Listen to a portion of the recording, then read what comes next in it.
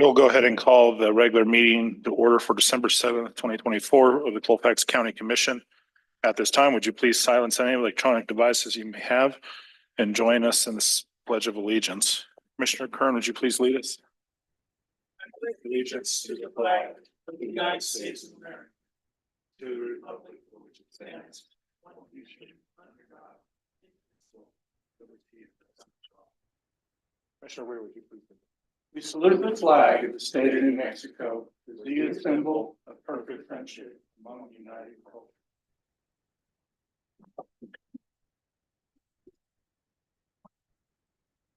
Next, we'll move on to item number 4, which is approval of the agenda. Commissioners, any amendments or adjustments to the agenda as presented?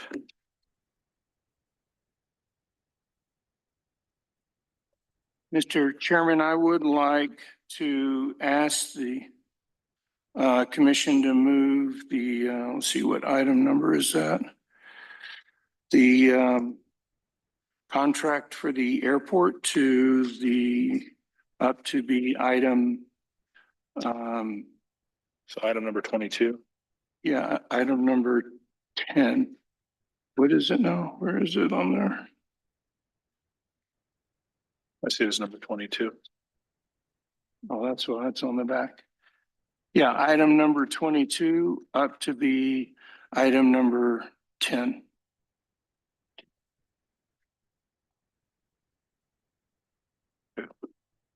And County Manager, you said there was a deletion we needed to make? A deletion? Yes.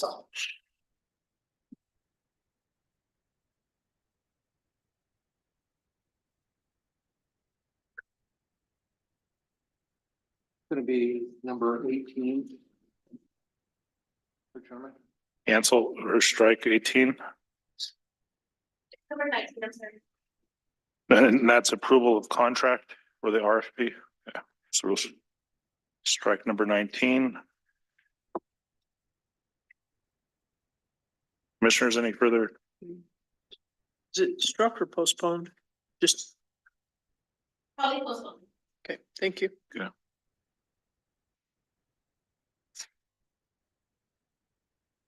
Commissioners, anything further? Seeing nothing further, I'll entertain a motion to approve the amendment as agended. Or, yeah, So moved. thank you. Second. It's been moved and seconded, Madam Clerk. Mr. Kern. Yes. Mr. Ware. Yes. Yes. Moving on to item number 5, just to note, we are missing the special hearing, or public hearing minutes, and we'll get these on our next meeting. So item number 5, approval of special meeting minutes for November 12th, 2024, and the regular meeting minutes for November 12th, 2024. Commissioners, is there anything or any amendments you'd like to see? If not, I'll entertain a motion to approve the minutes. So moved. Second. It's been moved and seconded, Madam Clerk. Mr. Kern. Yes. Mr. Ware. Yes. Mr. Yes. Moving on to item number 6 is recognition of visitors. I do want to thank everyone for coming and joining in online. So we'll go ahead. I'll state who is online, then we'll go to Tim. If you would please just state clearly into the mic, your name for the record. We have Ty Pettigrew, our contracted CBA, County Attorney June Rowe, and County Engineer Mike Provine joining us remotely. Mr. Martinez. Tim Martinez, IT. Todd Tatum. Patricia Duran, Executive Director of CCI. BJ Lindsay, Mayor, Village of Angel Fire. Sarah Torres, Chief Deputy Clerk. Leonard Baca, Colfax County Sheriff. Michael Muniz, the Manager's Office. Brianna Martinez, County Manager's Office. Danielle Avila, Manager's Office. Michael Pius, County Resident. Lynn Stevens, Road Department. Thank you all. Next, we'll open it up to public comment. Please note we'll limit public comment to 3 minutes. If you have any public comment, please come up to the podium, speak clearly into the mic, and state your name again for the record. We will, any line item down below that has, once we get to that line item, we'll do public comment. At this time, is there any public comment? Yes, Madam Clerk. Chairman Trujillo, Commissioners, ladies and gentlemen, I just want to let everybody know we will have the swearing in of the incoming elected officials on December 23rd at 1 p.m. at the Judicial Center. So it'll be clerk-elect, commissioner-elect, and treasurer-elect. Thank you very much, Madam Clerk. Any further public comment?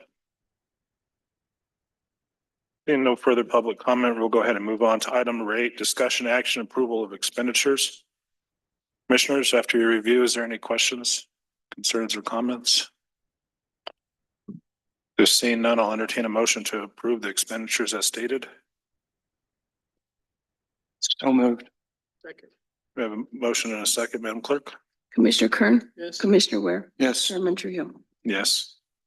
Moving on to item number 9, discussion action approval of expenditures pursuant to resolution number 2022-49. Commissioners, is there any questions? Seeing nothing, oh, yeah, Commissioner Ware? No. No? Seeing nothing further, I'll make the motion to approve the expenditures as stated. Do we have a second? So moved. Second. Moved in a second, Madam Clerk? Commissioner Kern, Stay. Commissioner Ware, Yes. Chairman Trujillo. Yes. Now we'll pick up item number 22. It's the discussion action for airport operation and maintenance agreement for KAXX, the Colfax County Airport in Angel Fire between Colfax County and the village of Angel Fire. Is this Commissioner Ware or County Manager to speak on? I would say, as has been expressed in a couple of previous meetings and resolutions, the Village of Angel Fire has interest in taking over the operation of the airport in Angel Fire. Just to be clear, we also have interest in taking over ownership of that. The process of taking over ownership is probably a multi-year process. And we would like to go ahead and see if we could take over operations of the airport on behalf of the county. Our intent in this agreement is to take over the village's intent in this agreement is to take over all expenses and to actually start the process of investing. An example of that investing is, you may recall that back in 2021, the Lodgers Tax Committee for the Village of Angel Fire approved $30,000 to be spent on the airport. Only a small portion of that was spent for many different reasons. But in honoring that recently, in the last month, the Village of Angel Fire has spent the remaining amount of money. One, we put a sidewalk in that has been requested there at the airport from the tarmac to go to the front of the building. And just yesterday, we replaced all the furniture in the building with brand new furniture in anticipation of the inaugural flight on December 19th of the commercial air flight into that building. We have our council, we have developed a committee to help us with the transfer process of citizens that have a significant amount of airline and airport experience. And the mayor and council of the Village of Angel Fire is ready to take over the operation of that airport as of January 1, if this commission is agreeable to do so. Thank you, Commissioner Ware. Commissioner Kern? Has the agreement been approved by the FAA or does it need to? Mike? Um, oh, you're asking. Or somebody. So in the agreement that is presented, one of the last statements in that agreement is that the agreement is subject to approval of the FAA. So we've been in contact with the FAA. They're awaiting the receipt of this agreement, and they feel that an agreement for operation they can approve relatively rapidly, as opposed to a transfer, which will take, like I said, probably up to 2 years to complete the transfer. Is it necessary that the DFA approve it? I'm sorry, I couldn't hear. Is it necessary that DFA approve it? Because it's an agreement to operate, it is not necessary for the DFA to approve it. The DFA will have to approve the transfer. As far as like the employees that are there, would they become city employees or would they stay county employees and then the village pay the county, or what's the vision on that? As is stated in the agreement, the village will take on all expenses, including the cost of employees. The equipment will remain that's there that the county owns. The county will continue to own. This agreement does give the village permission to continue to operate that equipment. But there are a lot of checks in that with the equipment that's owned by the county. We basically, other than operating it the way this contract's written, we can't do anything without commission approval, which actually is a little burdensome for the village in our opinion. But we understand why the county would want to protect themselves and protect their equipment that they own. So we stand ready to agree to that. To be frank, we probably will start utilizing a lot of village equipment at the airport, even though, upon request, once we were sure that we can replace it, there are some things we can't replace, like the gas tanker and those things. But as far as like equipment to clear the runway and some of that other equipment, we may choose to utilize some of our own to do that because we think the equipment we have would allow us to significantly reduce the amount of time it takes to clear the runway. But at this point, we're not sure, and we do appreciate the county allowing that equipment to stay in the interim until we get all of that figured out. We have some real life experience to know exactly what equipment that is going to take and utilize. But we do agree, like, we're not going to do any maintenance on the equipment or anything like that without county approval. The one sticking point was in the original agreement, they had requested that the commission approve, which to me was going to delay the ability to serve the airport if we had to wait until a commission meeting before we went and ordered maintenance on equipment. We did change the language in this agreement so that the county manager could approve anything before we spend money on your equipment. We won't be asking the county to pay for any of the maintenance. You'll still retain ownership of the equipment, the buildings and the property. We'll just have operational control, but there's still a lot of things in the agreement that allow the county to have oversight on our actions. So we can't go and do anything basically the way this contract's written, substantially different than the way the airport operates today, without the permission of the county. Thank you, Commissioner Ware. Commissioner Kern? I'm not clear on, will the employees become village employees or will they remain county employees? Mr. Chairman, Commissioner Kern, they will become village employees. Thank you. No further questions. Thank you. Thank you.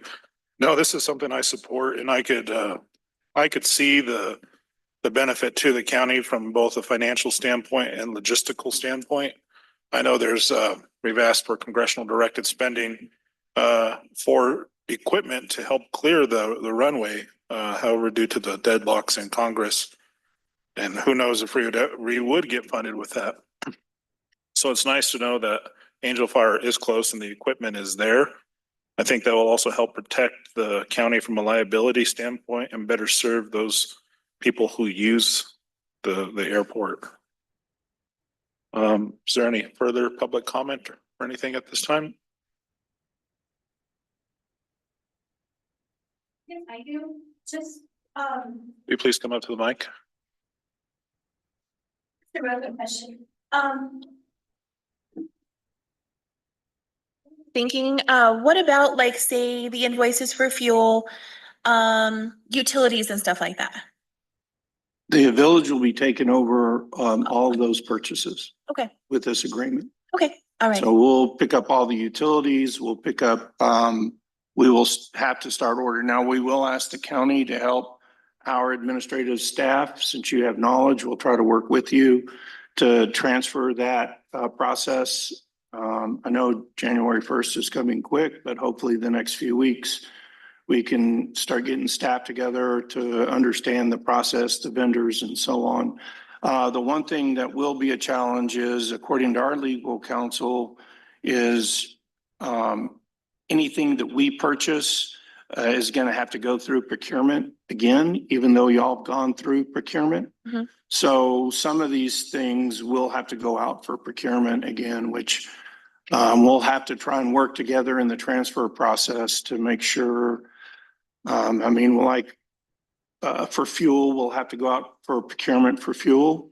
So we may ask you guys to make a purchase to give us time to do that, because that's going to take 30 to 60 days to do. Okay, And we got to make sure we have enough fuel during that interim time. And then once we do that procurement process, we will start taking over the cost of purchase from then on. all right, thank you. Is there anything further? Seeing none- Mr. Chairman and Commissioners, Yes, Mr. Provine. Mike Provine here with Molden Corbin. Currently you have some outstanding grants with the FAA and the New Mexico State Aviation Division. And I'm assuming those grants will stay under the county until those projects are completed. Is that correct? Those are capital projects typically? I'd say yes. Yes. Because we still retain ownership at this time, so they would still stay underneath the county. Thank you. Mr. Chairman, one thing that the village is ready to do is to work with the county as far as personnel to start managing the grants that are yours. What we know that they would be that the county would have complete oversight over those grants. All we're offering is staff that the county could work with to help administer the grants and to do whatever reporting is required and help with any future grants. Great. We do have at the village, we do have 2 grant writers. So between them, we think we can help the county in their application for grants. But you're right, the property is still the county's in this scenario.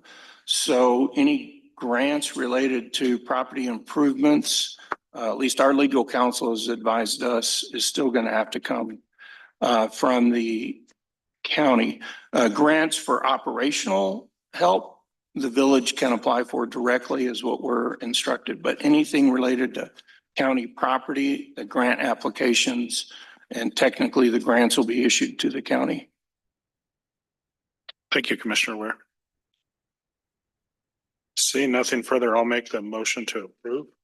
Second, It's been moved and seconded, Madam Clerk. Hang on 1 second. Commissioner Kern, yes. Commissioner Ware, Abstain. Chairman Trujillo. Yes. The motion passes. And thank you to the Village of Angel Fire. I'm glad to see this collaboration and working forward for the betterment of the whole Moreno Valley and Colfax County. So thank you. Thank you. Moving on to item number 10, discussion action promotional funding requests, the Wild Divide. It's Mr. Muniz and Patricia.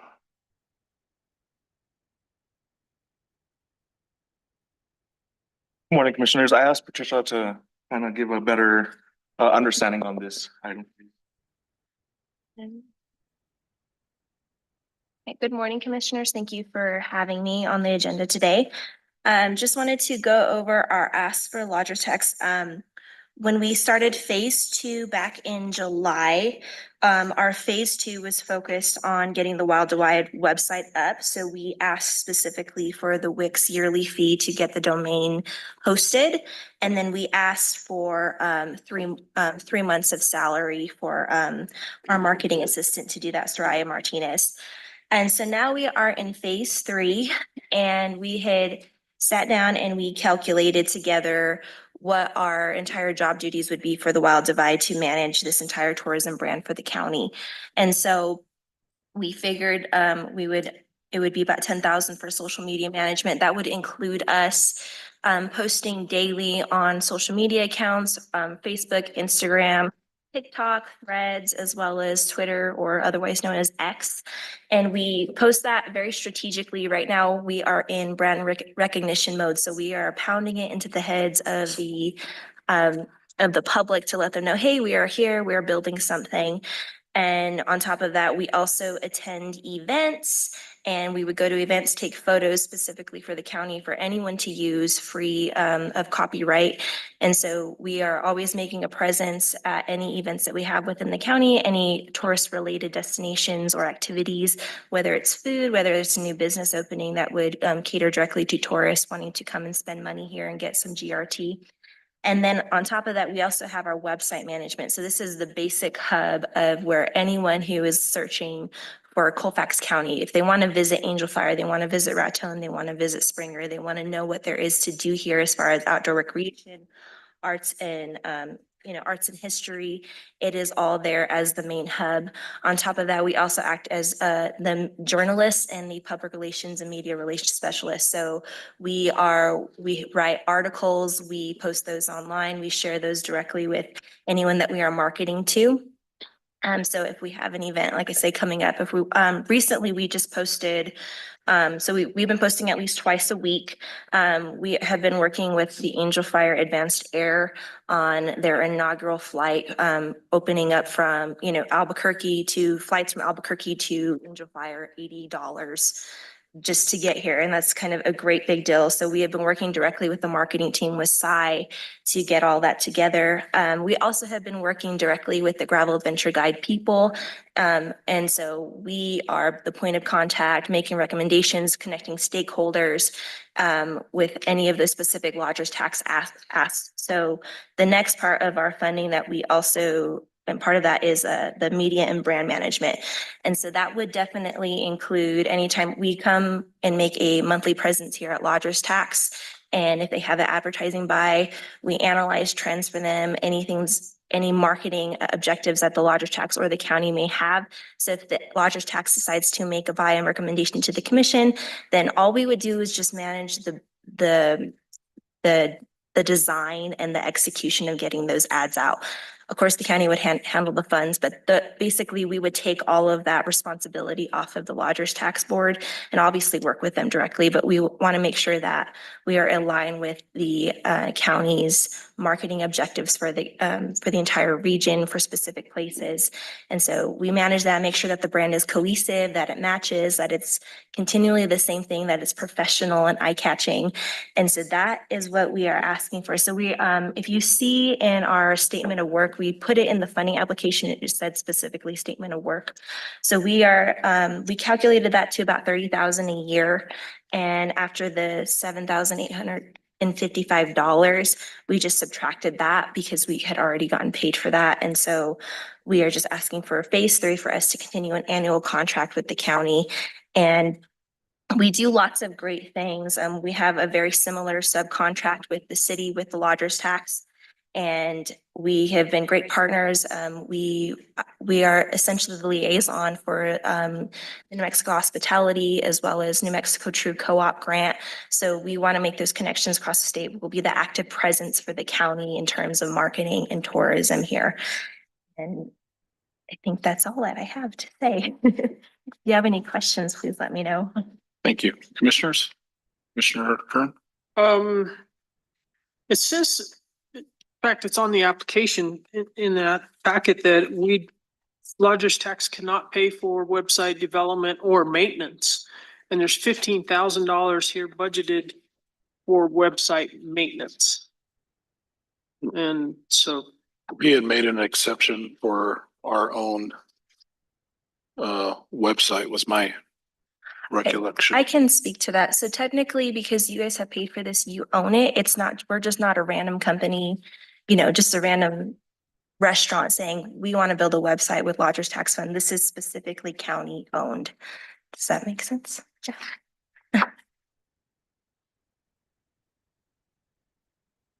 Mr. Chairman, I can tell you that the village of Angel Fire recently went through this process. And again, our legal counsel advised us that that larger tax dollars could be spent on a website that is dedicated to drawing tourists in. So although the money could not be spent on the website for the village itself, the operational website, we had to come up with a totally independent website. It's called visitangelfire.com. And again, our legal counsel advised us that since that website is dedicated to tourism and bringing tourism in, that it was acceptable within the confines of lodgers tax. So, that's one lawyer's advice. We probably ought to ask ours to be sure. But that was what the Village of Angel Fire was advised. And we did so, have a brand new website we created in February. And what I can tell you is the cost of that website development, it does not fall under the exemption for advertising. County Attorney, are you there? Yes, sir. Yeah, I'm here. The Chairman, through you and Commissioners, I believe that the last time that we amended our application packet for the lodgers tax, and then I believe that what we can cover was that the county can cover to drive the traffic to the business and then the website over there too. So I believe that the Google ads or other forms of advertisement or social media would be covered. And then I think, the construction of the website itself is not covered, but the, all other effort to draw the traffic to the business can be covered. So I think we need to have some more information about the construction of the website matter that we have to deal with. And then I think the way I remember was that, Chairman Trujillo, that we changed the application packet. So I think I need to make sure that I can, this application form, use the form that we amended. So if we can give me some second, I can double check on that part too, sir. Yeah, go ahead. I'm confident though that we did change it. Yeah, I think I was part of it too, so that's why I remember, sir. So let me double check on it, sir. Yeah. Is there any further questions from the commission? just one other comment, not necessarily a question. I think the website is done nicely and everything, but I would like to see, being county lodgers tax is supposed to support unincorporated areas, and 95% of everything that is on the website is within incorporated areas. I would like to see more emphasis on the stuff that is in the unincorporated areas. Yes, that was a mention from because the lodgers taxes. We're not following our own guidelines. Right, yeah. We had mentioned to the Lodgers Tax Board, hey, we're just gonna put this up if you guys have any objections, we are fine to change and completely rearrange everything as far as that would encompass unincorporated because tax does come, right, like you said, from unincorporated. Thank you. I had a question. Do you have certain goals you'd like to hit or benchmarks as far as subscribers or interactions? Hits? So right now, because we are, like I said, we are in the brand recognition mode, we are trying to target and see what kind of demographics that we have are hitting right now. So for instance, right now with Explore Raton, and I've been working on this for about, I think that contract for about 4 years. And I went in, found my demographic and my marketing objectives, and very quickly we reached about 200,000 people a year online alone. And I was able to actually more than triple that to over 1.6 million people online directly. So our goals are to get those impressions, get those views, get people clicking, sharing, coming to events, any sort of way that we can. So my goal for sure, and I will tell you right now, in the last month, just on Facebook alone, we reached 10,000 people. We only have about 300 followers, which is interesting. So we're not even hitting the followers that we have. We're hitting people outside. So we're very strategic in how we market to people. So we basically take all the head load of, the weight and the workload of that. And we always give an update we're very candid about our analytics. We always give an update directly to Lodgers Tax and bi-yearly to our city or county commission, as well as what we're doing. We don't like to hide anything. We're essentially a destination marketing organization. So, but we will track trends, all that good stuff. But I think our goal right now with Explore Raton, I'm reaching about 300,000 people a month on Facebook and social media alone on Explore Raton. So our goal is to get it there. Obviously, it might take a few years, but I think it actually is going to be bigger since we're marketing the entire county, right? So you think it's reasonable to get 200,000 within the first year? I think so. I think it would be probably 150 at the most. Yeah. Okay. Thank you. Mr. Yes. I would like to state that I do agree with Commissioner Kern that these dollars the intent is to be spent to drive lodging to unincorporated short-term rentals. But the thing is, I do think that we have to recognize that some of the incorporated amenities do drive stays in unincorporated venues, especially surrounding Angel Fire. There's several rental places that are just outside of village limits. There's a lot of houses that are in the short-term rental market that are outside the village limits. And so like in this most recent radio ad that the county did, I don't think it was related to the Wild Divide, but Angel Fire was not mentioned at all in that ad. Every other venue in the county was, and Angel Fire wasn't. And I just think that's a mistake. I agree. The idea should be to drive, the money should be spent to drive stays in unincorporated venues. But you have to realize that sometimes the amenities within an incorporated area are what are bringing people to stay in those unincorporated venues.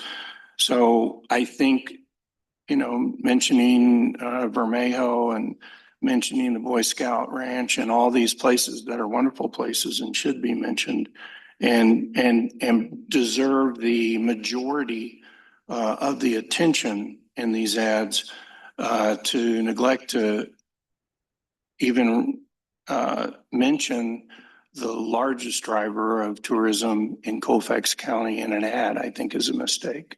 So I would like to just say that at least we should, push some of the things that are in incorporated areas, whatever village they may be in, to drive heads and beds in unincorporated areas. I think we have to recognize that those things are tied together. Thank you. Thank you, Commissioner. And I would state, don't be afraid to post those pictures. And I'm not saying post to kill, but hunting and fishing is a big industry here. Yes. You could show a trophy elk or a trophy fish, go along those lines, because those are big supporters for our local ranchers as well. County Attorney? Was that, have you had enough time? Oh, yes, sir.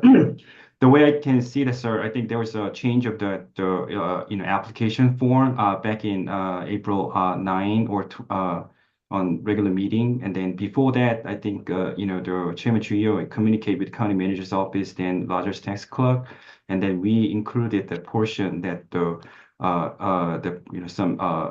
the changes should be made, meaning that the website relating to the county should be excluded. So we put that language over there. So I think the application should be updated pursuant to the commission's request before. So I believe that the website relating to the county, directly related to the county, should be excluded. We put that language over there, sir.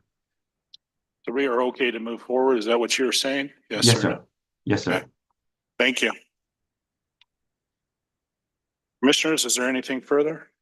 And I would agree with what Commissioner Weir said. It takes some of the things in the incorporated areas to draw, but there's several things like Maxwell Lakes aren't listed, Springer Lakes, the fishing there, the Chase Museum outside of Cimarron, none of that is there, and I would like to see those things added as soon as possible. We have them on our to-do list for sure. So. I agree with that, Commissioner Kern, especially Chase. I was surprised that they weren't included in that. That ranch has so much history. I see both your points, and I also see Patricia's, though it takes time you don't want to post everything at once. You kind of want to have a nice little steady stream of built up content that you could publish. So, but no, as long as we see it moving forward, I'm fine with that. Absolutely. Commissioners, seeing nothing further, I'll entertain a motion to approve. So moved. Second. It's been moved in second, Madam Clerk. Commissioner Kern, Yes. Commissioner Ware, Yes. Chairman Trio. Yes. Thank you. Thank you. And Patricia, I will have a comment here for you on this next one, if you Okay. don't mind holding it right Yeah, now. absolutely. Moving on to item number 11, discussion action promotional funding request for KRTN. Good morning, Commissioners. Today I'm here to ask you for the approval of the KRTN promotional application. KRTN is proposing a total of 1,571 FM ads, 60 seconds at $7 each, 785 AM ads on 1490 classic country on a 2-for-1 bias, so no charge, for a total of 2,356 ads altogether. Averaging 121 spots per month on FM and 30 per week, 5 per day, Monday through Saturday. This would mean 15 spots per week, 3 spots per day, Monday through Friday on AM 1490 classic country. The cost of $10,997 plus $908.17 for tax, for a total cost of $11,905.17. This would be billed monthly at $992.10 starting January 2025 through December 2025. This is pretty much the same proposal as last year's, and I'll stand for any questions. Question is we have approval from the Lodgers Tax Board. Yes, well, the 2 that we got, yeah. Okay, thank you. Commissioner Kern, Well, anything? that was going to be my question. Do we have a full board yet? Which we can't because we haven't approved anybody. Yeah, no, nobody yet. I've had a few people call, but they're all out of town. I think one lady, the last one I had, she was from Colorado Springs, I believe. I think we need to really beat the bushes after the first of the year and get that board filled. Okay. Commissioner Ware? So I guess my only concern, although, I've always been a champion of spending money locally. KRTN, is that media going to put heads in beds, which is what Lodgers Tax is really geared towards. We've even diverted our markets from, local ones like in Taos. This year, we shifted a lot of money that was previously being spent on advertising in Taos to out of county and out of state locations. And I just don't know. I mean, I'm going to vote in favor of this, but I do think it's something that the future boards ought to consider, is that the lodger's tax money is really intended to put heads in beds. And does using local media accomplish that? Thank you, Commissioner Ware. Commissioner Kern, anything further? No, sir. Thank you. I do see Commissioner Ware's point in that. I know with KRTN's range, I could listen to it almost to Las Vegas, New Mexico, and then I listen to it when I'm in Colorado. So there is probably not as a great dollar amount being used to attract heads to beds, but I still feel like maybe it's Trinidad, you want to go ski in Angel Fire. And actually, I did hear from one of my friends that lives in Trinidad that he grew up going to Angel Fire all the time. So, Okay. I mean, I was surprised. I never thought of that. And he says that's his favorite place to go skiing. So, yeah, I would ask though too, to if we do request this, that maybe Patricia could help push the Wild Divide to help build that brand. So if we could advertise, say, hey, go check out the Wild Divide, or show that it's out there via radio, maybe they'll go on social media, find it, and as they see our postings, maybe share with share elsewhere to their friends and family, which could further push people to come. So, sure.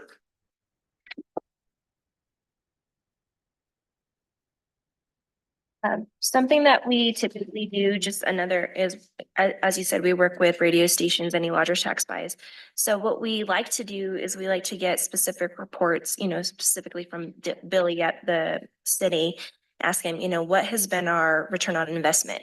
This is what we've spent, how many people have come. Another great thing that I have access to at the city is the center has access to Placer AI. I don't know if you guys have heard of that, where it tracks mobile data. So that's something that the center, we specifically have access to from the city. So we can track, hey, is there, where exactly might people be hearing the radio station? And if they do attend an event, we could probably track specifically where they may have heard the ad. So that's one thing that we do typically do. If you make a lodger's tax buy, we like to be very candid. Hey, we didn't see a great return on investment this year. Maybe we might want to switch, different packages with you, or, figure out a different way to market better. So that's just one thing that we do. And our plan is also to go in ourselves and record the ads, provide all of the media, the copy specifically that we would like to use. So it's not just a shrinky dink little ad with whatever was chosen. It is very specific with specific verbiage. So. Well, thank you very much. And just for those that are unfamiliar with Placer AI, it's a information database that tracks cell phone usage and cell phone locations. So let's say if you're registered in Denver, you live in Denver, you stop at McDonald's here, it's going to show that, you're from Denver, you stopped here. And then, we could compile that information and see that, this McDonald's here, for instance, is one of the largest markets in the United States, and people actually come from Colorado, the Dallas-Fort Worth area, and Oklahoma. Those are our main sources. But like Angel Fire, I was surprised to see that the vast majority of people are from Louisiana, or not vast majority, but it's Texas and then Louisiana that you pull. So that was interesting to see. Anyways, I digress. Commissioners, or any public comment? Is there anything further discussion? Seeing none, I'll entertain a motion to approve. So moved. Second. It's been moved and second. Madam Clerk? Commissioner Kern, Yes. Commissioner Wood. Yes. Chairman Truhill. Yes, thank you both very much. Thank you. Moving on to item number 12, discussion action incident care claims August through December. Ms. Martinez.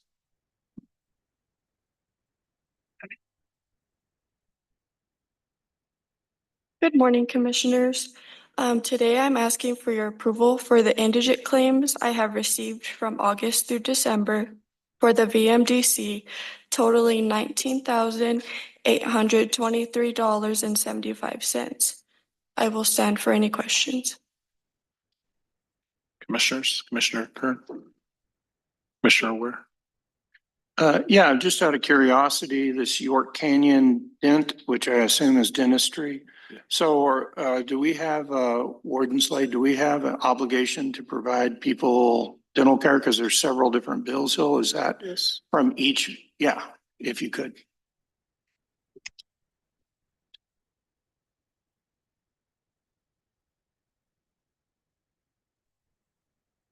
So yes, we do have an obligation to mitigate pain. We don't do like dentures, we don't do, crowns or anything like that, but it is to, if they have pain, either get the tooth pulled or get medication through the dentist, but we are required by law to. And part of accreditation, we do have to have some dental care.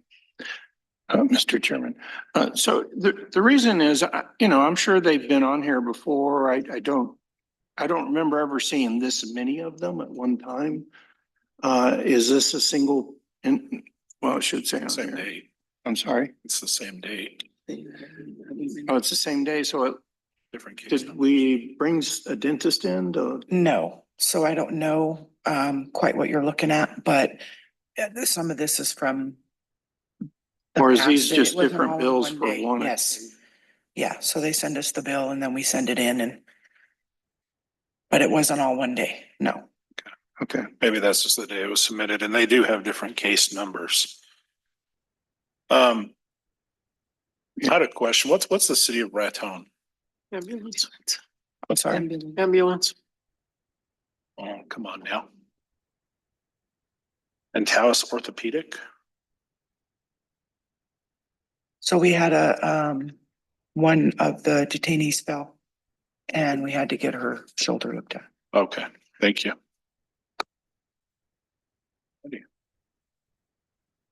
Commissioners, any further questions? All right, seeing nothing further, I'll entertain a motion to approve.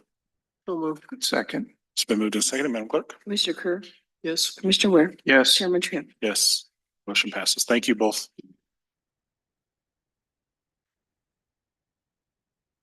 Moving on to item number 13, discussion, the Tiger 9 grant update.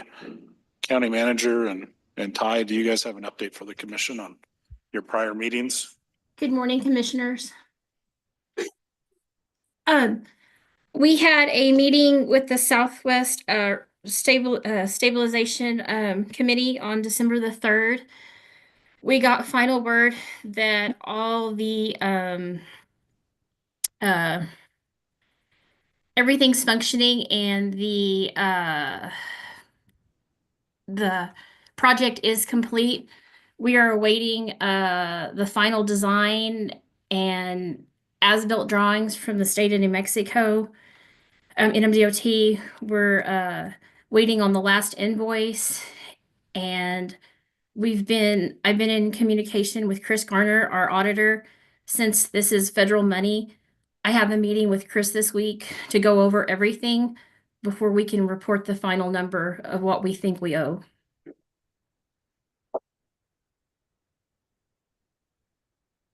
Thank you. Commissioners?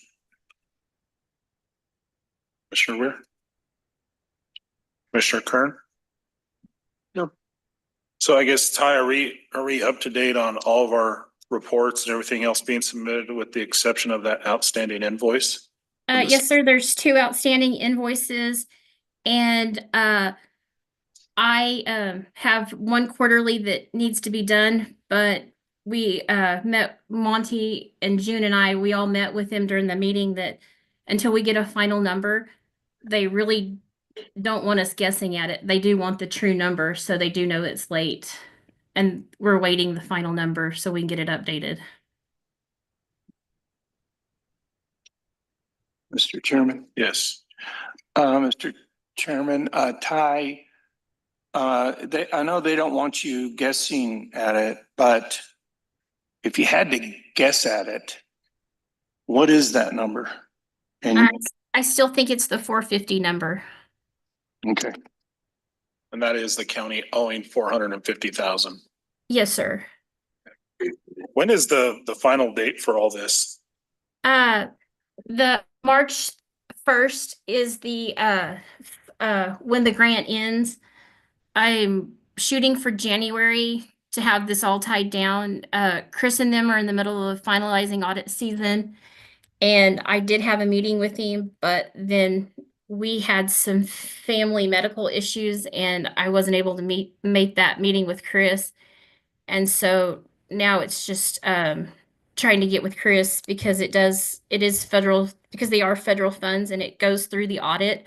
So he needs to look at it too, so that they can report it also. So really, I'm just waiting on my meeting with Chris to give a final update to the commission. Thank you. Yes, sir. Mr. Chairman. Yes. Ty, is it, we're gonna have a special meeting on the 23rd of December? Okay. No, Discussion still. Okay. We'll have a discussion Wow. later. that's what I've been asked if I would be available anyhow. Is that something you think you'll have by then? I can try. I'm gonna make it my priority to get it done. Okay, I And know Garner I'll- very well, and if you need any help putting pressure on Chris, give me a call and I'm happy to do so. Yes, sir, I appreciate it. I have a very good working relationship with Chris. It's just been trying to get his schedule and my schedule to mesh.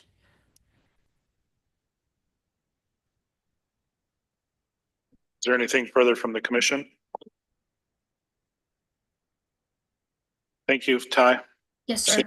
Nothing further. We'll move on to item number 14. Discussion action agreement between Max Drilling Inc. and Colfax County regarding the RFB for the 2024-05 Sugarloaf Fire Station. Ms. Avila. Good morning, commissioners. This is just the contract, of course, regarding the RFB 2024-05 for the Sugarloaf Fire Station. Just requesting approval. Thank you. And just for the record, the Sugarloaf Fire Station is located in Parley, New Mexico. Yes, sir. Is there any questions or comments from the commission? No questions. Seeing nothing further, I'll go ahead and entertain a motion to approve. So move. Second. It's been moved and second, Madam Clerk. Commissioner Kern? Yes. Commissioner Ware? Yes. Chairman Truhill? Yes. Moving on to item 15, discussion action, professional service contract between Colfax County and RW Butt Construction, RFB 2024-07. Mr. Stevens.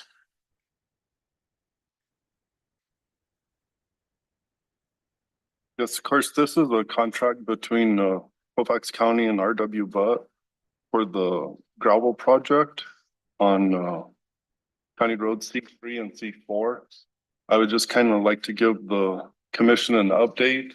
I did have a meeting with John Herrera and Monica Duran last Wednesday, and they were nice enough to come up and help me fill out the proper paperwork to get the money dispersed from the state to the county. So that is in process. Thank you, Mr. Stevens. Commission, any questions for Mr. Stevens? I do have a question. In the packet, though, it did not show a dollar amount. Do you know what the dollar amount is? On the contract. Yes. For RW, but The grand total, not surpassing $204,750. $204,750. Yes, sir. Thank you. Thank you. Commissioners, seeing nothing further, I'll go ahead and entertain a motion to approve. So move. Second. It's been moved and second, Madam Clerk. Commissioner Kern? Yes. Commissioner Ware? Yes. Yes. Thank you. Thank you, Mr. Stevens. Moving on to number 16, discussion action award of RFP 2024-05 professional financial services. Ms. Avila.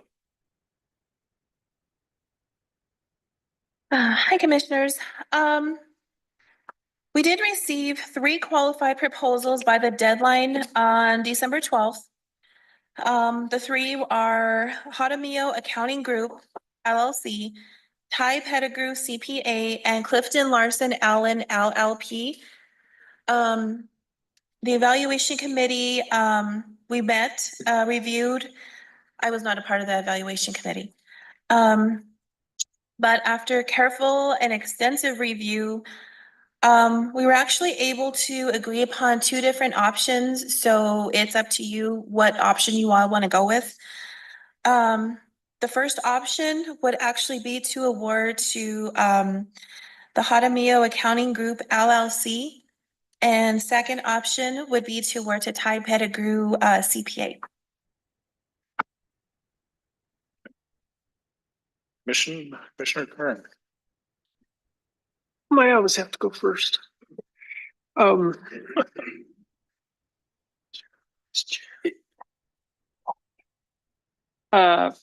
guess question for the county manager. You had indicated that you have hired or at least made an offer to an individual for the financial director position, right? That's correct, Vice Chair. Okay, when will they be coming on board? We've had a little bit of a delay with the background, but they should be coming on board the first part of January. Okay. If we're filling that position, why do we need a accounting firm too? I mean, originally when we hired Ty, it was because the previous financial specialist was no longer here and we needed somebody kind of in an emergent situation to fill that gap. Now we've got somebody hired. Why are we going to have two for the same job? What we're looking at doing is trying to make basically a transition. As the commission is aware, looking at our operational budget, there is a lot of different components to that, a lot of different parts to that. And right now we have had Ty in that position, working to try to correct a lot of the things that needed to be correcting. At the same time, I think it would benefit the county substantially to be able to have the CPA work with the new financial director and bring the new financial director up to speed, as it were, before we I think that would be preferable than just throwing a new financial director into this situation. So I think just like with any training scenario, a lot of times somebody new coming in, they're going to have to be brought up to speed. I'm confident that the new financial director has the abilities, the credentials to get up to speed rapidly. And I think we can, but I do think it's probably going to be necessary to have that transition process where we can actually train that individual. But my experience, I think we can send the new financial director, specialist, whatever the title is going to be, with DFA and have them work with our budget analyst and have DFA do the training as well as New Mexico counties, because they're always very willing to help.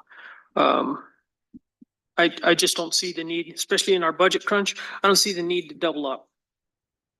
So.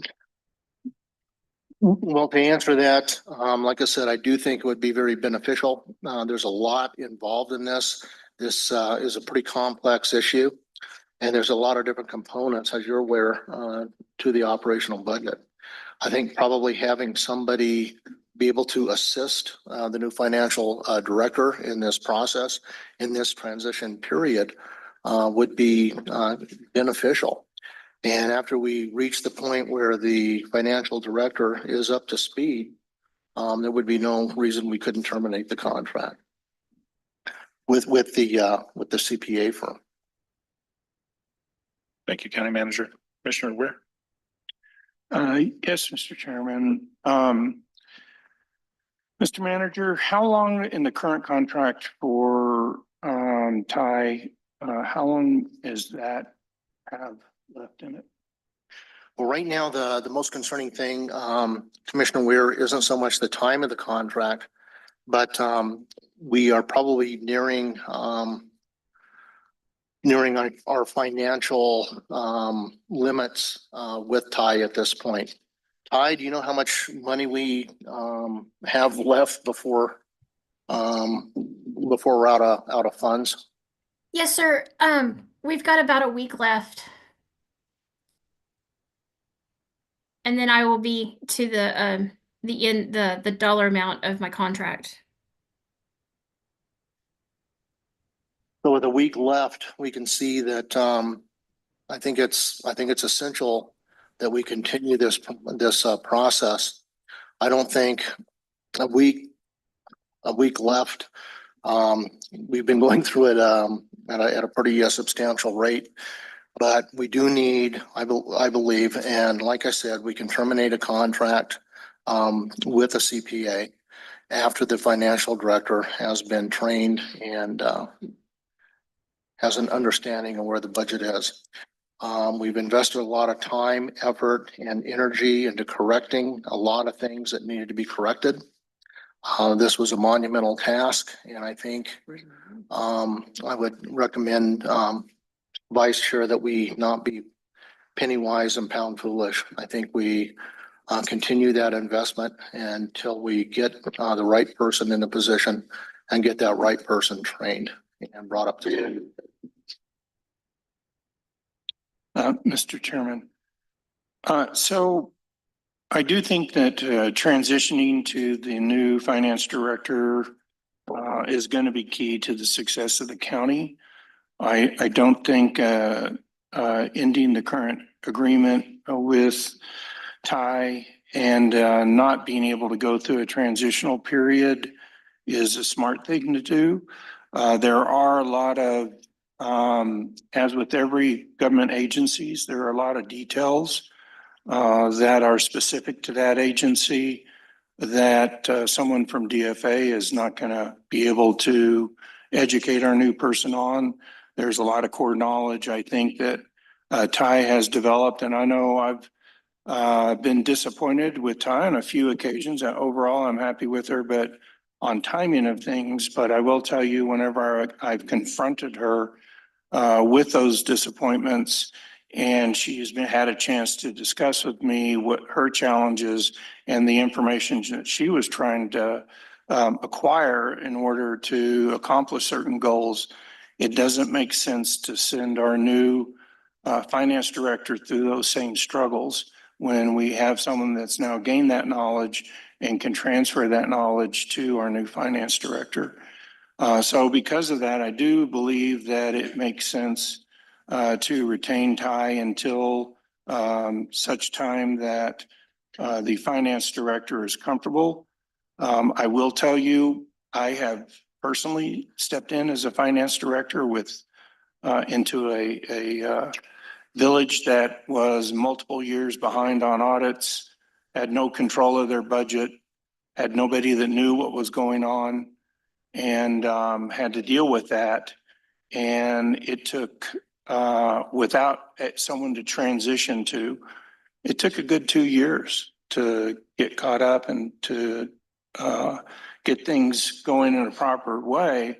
And it was a painful 2 years. I wouldn't wish that on the county or any government agency. So even though Armio Accounting Group was one of the accounting groups that helped the Village of Angel Fire back in 2019 through 2023, and I know the principals of the CPA firm, and they're very good at what they do, and I would have a lot of confidence in them. I believe that the smart thing to do is to retain the person who has spent the last few months acquiring knowledge so that that person can transfer knowledge to the new finance director so that the county will have as little impact.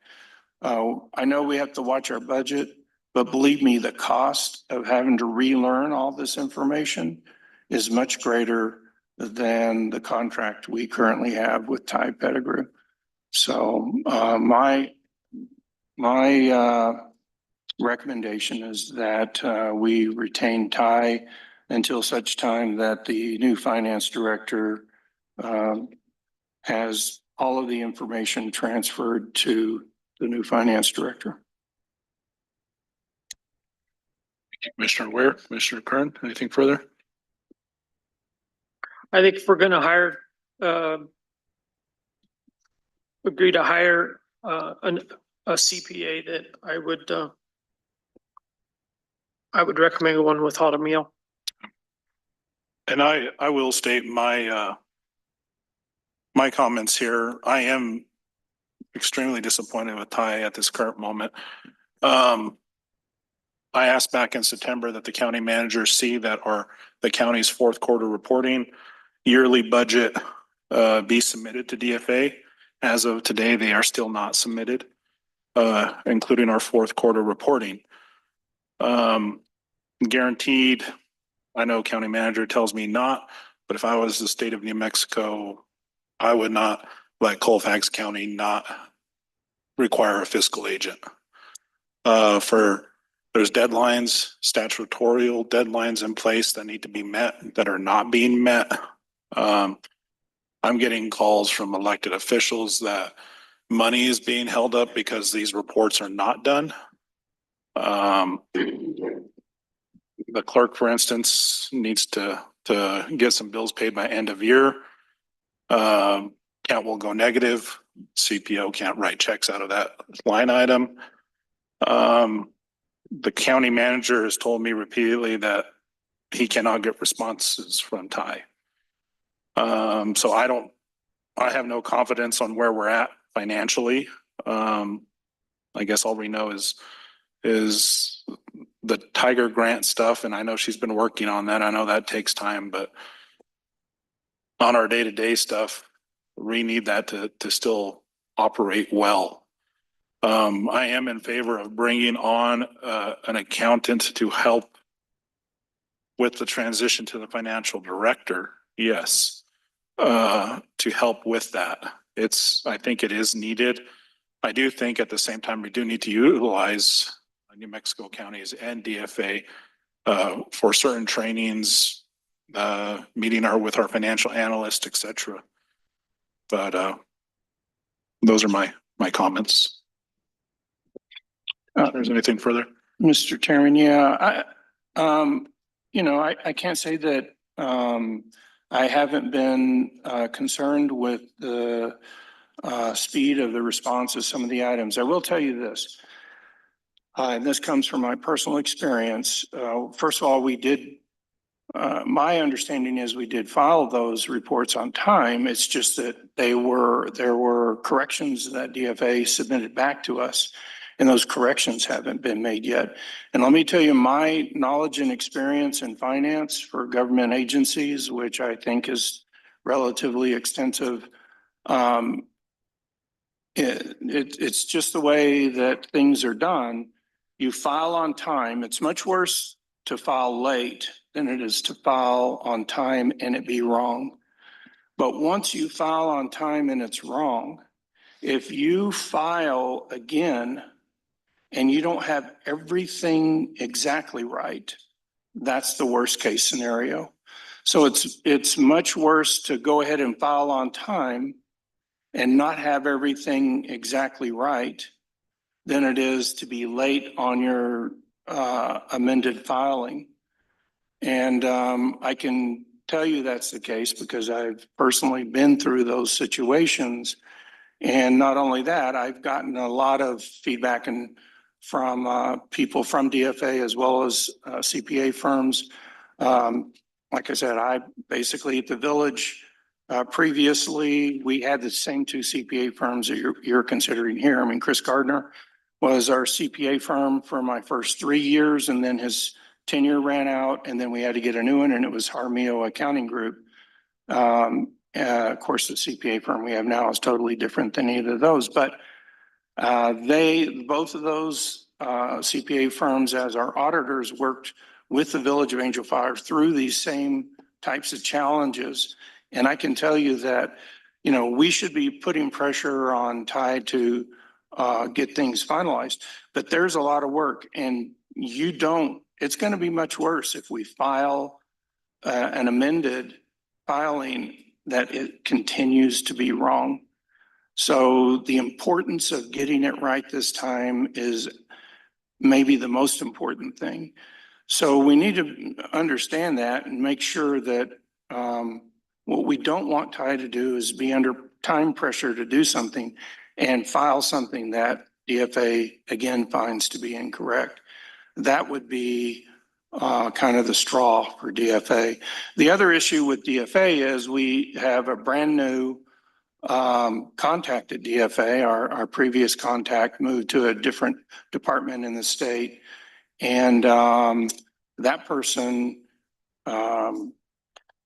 is going to take some time to get up to speed. So it's really bad timing for us to rely on DFA at this point, to be quite frank.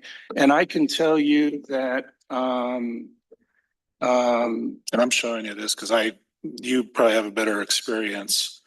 This is one of the emails I received from the DFA. yeah. Fourth quarter is, so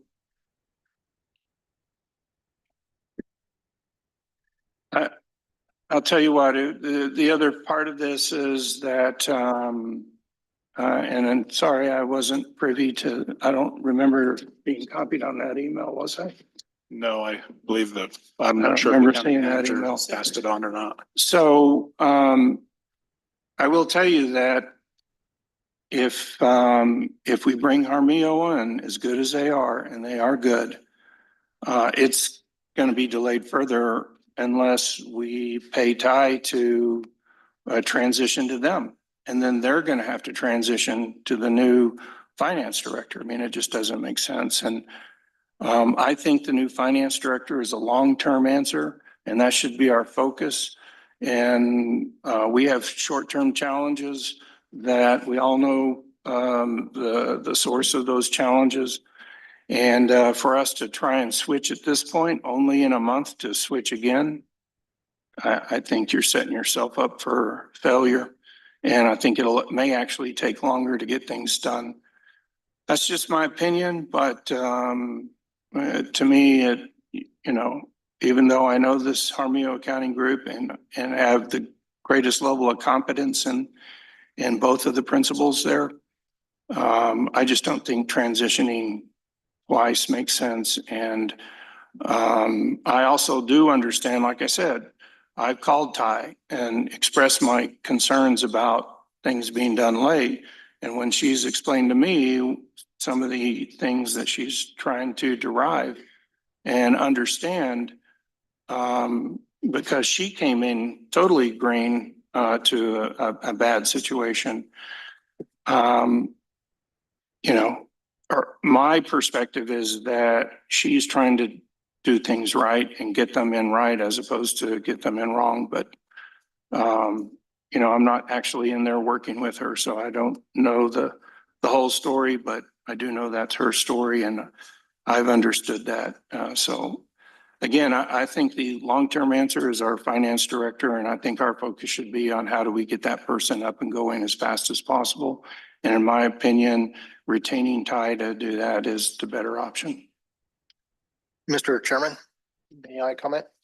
Yes. Thank you very much, sir. I did have a Zoom meeting with Chris Garner, the county auditor, and kind of laid all the different issues out as far as in an attempt to get guidance and direction on what is the best way to proceed. And everything that Commissioner Weir said is essentially the same conversation that I had with the county auditor. And essentially in talking with Chris Garner, he said everything does have to be correct as it moves forward. If somebody gets in a hurry and they have a mistake or an error, and then they continue to move forward, invariably what will happen is all the work that you did moving forward will be for naught, because you have to go back and all the way back, locate that error, correct it, and move forward again.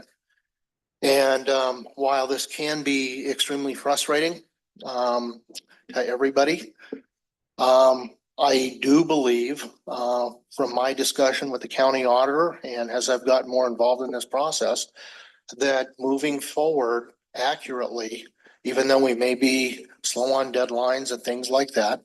But I think it's part of the process that we have to do in order to get to the point where it's accurate and it's good, and we can transfer that over to the new financial director. And we're not in a position where we're having to come back and try to identify a mistake or an error that we didn't catch prior. Like I said, the reason I contacted Chris Garner as our county auditor was to get that kind of guidance and direction.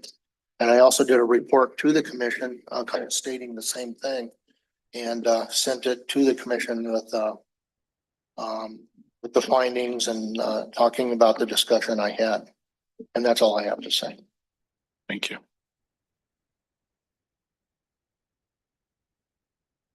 Mr. Kern, anything further? No, sir. Thank you.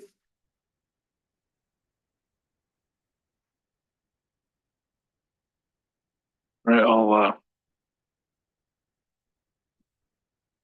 I'll open the floor up for a motion. Go ahead. Mr. Chairman, almost called you Mr. Mayor. Mr. Chairman, I would like to make a motion to retain Ty Pettigrew CPA as our contract CPA firm until a transition to our new finance director can be completed. Is there a second? Seeing no second, the motion fails. Commissioner Kern, I make a motion that we hire the Hadamio firm for however long it takes to get our financial director up to speed. I'd like to make a friendly amendment to that. A motion that the time we have remaining with Ty be also spent, some of the time be spent transitioning over to the Hadamio accounting. I accept that amendment. I'll go ahead and second that. Madam Clerk.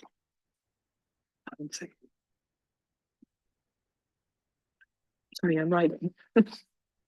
Commissioner Kern, Yes. Commissioner Ware, No. Chairman Trujillo. Yes.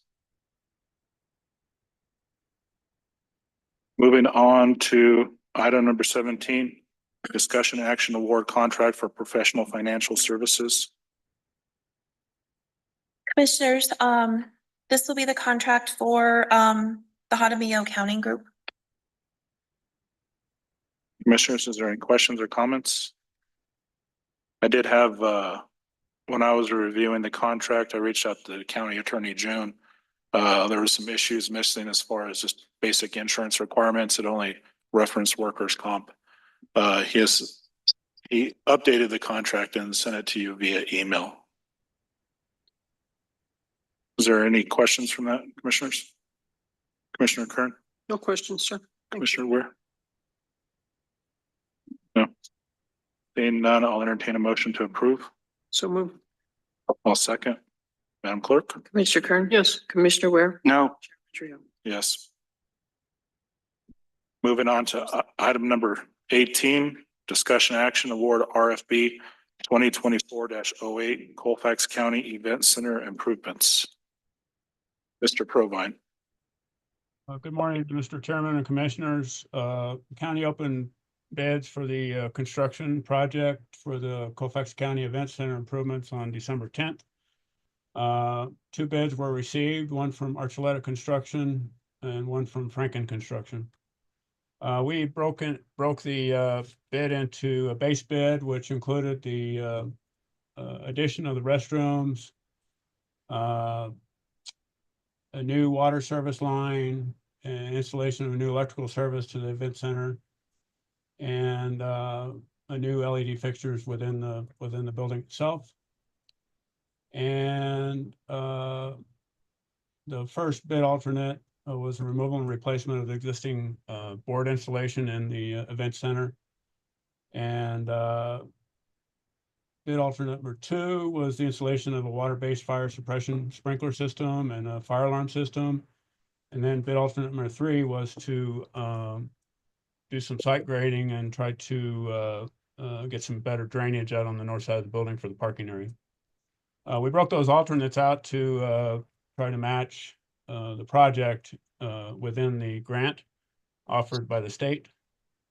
The grant amount is $940,000.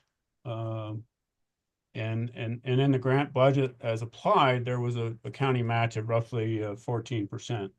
Not sure, we just got a copy of that grant document, haven't looked through that quite specifically to see if that match is required or if that was just the difference between the grant application budget versus what the state offered for the grant. So we've gone through the bids. Archuleta Construction met the requirements for the bidding. Their bond is their bid bond is in place with a surety. It does allowed to do business in the state.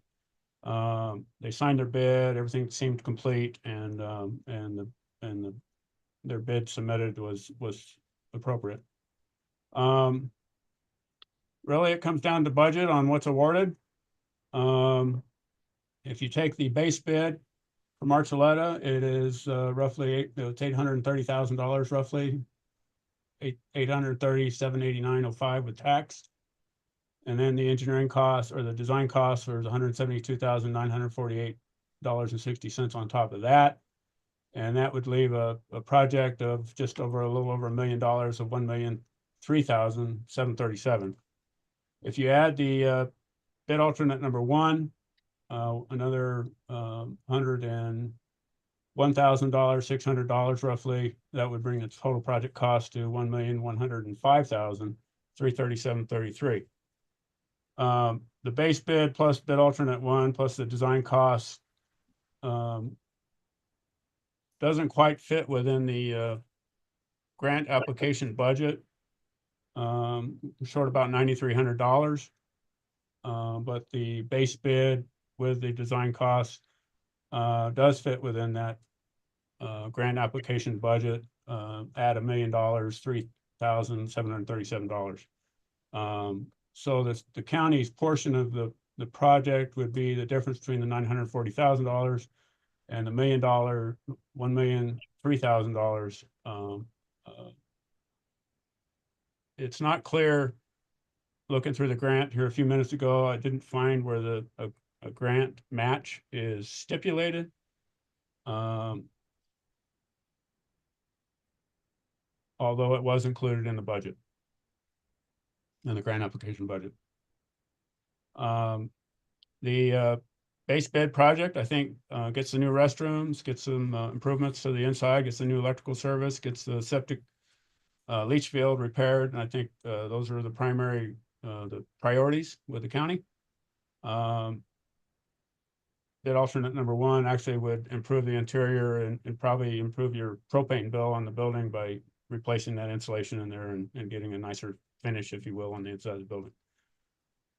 So I stand for any questions. I know that was kind of a roundabout way of getting to a point.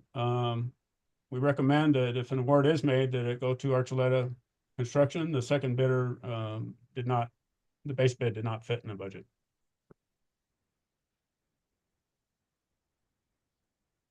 Where?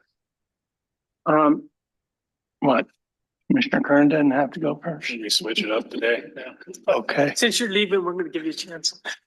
My concern is, I don't know, unless I missed it somewhere, I didn't see this in the packet. I didn't get a chance to review it. Follow-up email. Huh? There was a follow-up email sent out by Michael. It had it. There was a follow-up email sent out. Oh, follow-up email. Well, yeah, just so you know, I was going to abstain since I didn't have an opportunity to review the material. But if it's determined that the match requirements for this, and what was the dollar amount on the match, Mr. Provine? In the grant application in the notice of award, if I may, it looked to be about 14%. It looks like they took the grant application total, which was $1,095,000, and subtracted out the $940,000 of the actual grant, and that they call that county portion. So it's roughly $1,155,000. And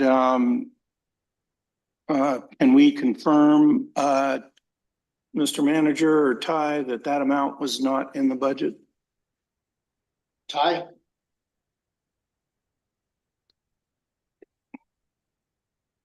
Ty, are you there?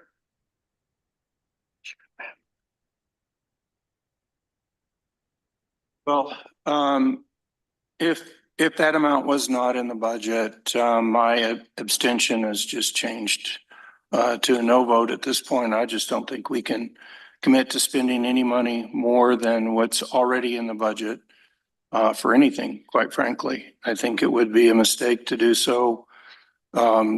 Something like that is the cost of one staff person. And for us to pay that money, I think is going to result in this county having to recuperate that through a termination. And I want to avoid all terminations possible through this budget crisis. So as much as I think this is a great thing to happen. Until our budget situation is finally determined and hopefully somewhat rectified, I just can't see it makes sense for the county to be spending money on anything. I think our staff is much more important to this county than any project that we may have to other than public safety.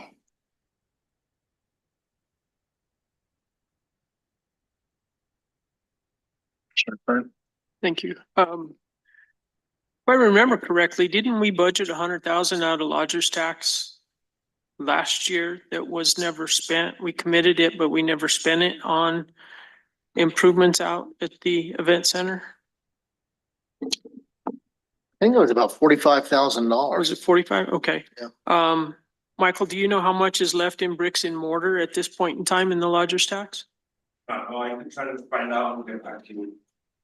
I think between the 45 that we didn't spend last year and what we have, I believe that we could cover the difference in this without sacrificing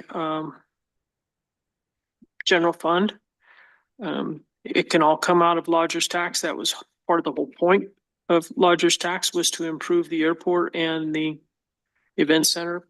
So I would support going forward with it. Mr. Chairman, Commissioners, if I may. Yes. If you take the base bid from Archuleta plus the design costs, less the grant amount of $940,000, I believe, if my calculator is working, roughly $64,000.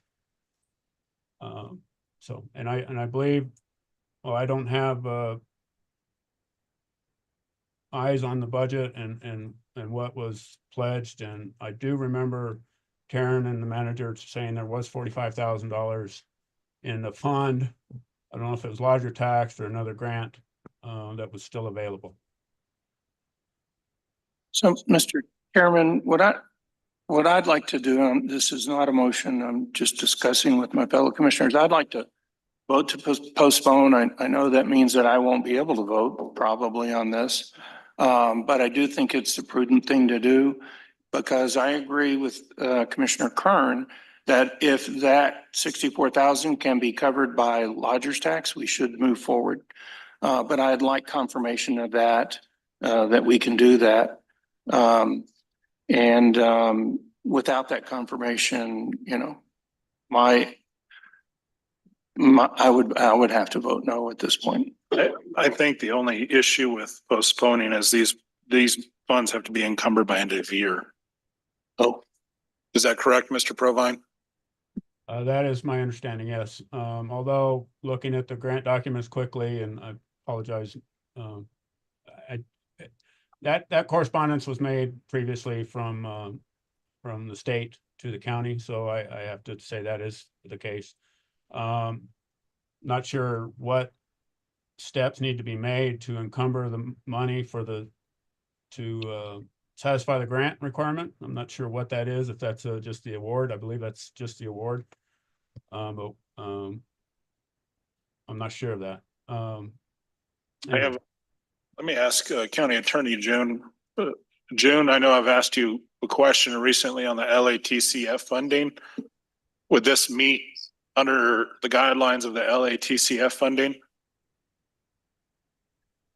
Well, I think that's something, I think I reviewed that the LATCF funding matter, and I believe that something relating to that constructing and then also helping that infrastructure for relating to the COVID-19 can be possible. But I believe that I'm not sure that this can be covered by the specific, the funding requirement. But I think as I stated to you, sir, later, that if we can claim that one-time, standard allowance for all the alpha funds and all remaining funds relating to that, and then we can put that in our general fund, that can be something we can use it for the purpose of the government operation. So that's something you have some broad discretion on that part too. Yeah. That's a separate fund though from ARPA, or am I incorrect? I think that's the remaining, I mean, just based upon what budget item has been separated, but I just need to make sure that, we need to understand on that part too. But I think, if you just give me like a couple of minutes, sir, I think I can look at it, and then I think I review it before, but I do not think that it can be totally fit into that part, but I can look at briefly on the guidance, see whether or not this can be fit into that, sir. Maybe I can get back to you give me like a 10 minutes. That'll be great, sir. Yes. Mr. Chairman, maybe we could postpone the vote on this, and that would also allow Michael time to see if he can determine what our balance is in the bricks and mortar portion of lodger's tax. That works for me. Motion to table. A motion to table. Mr. Chairman, I'll make a motion to table this item. Where do we want to move it?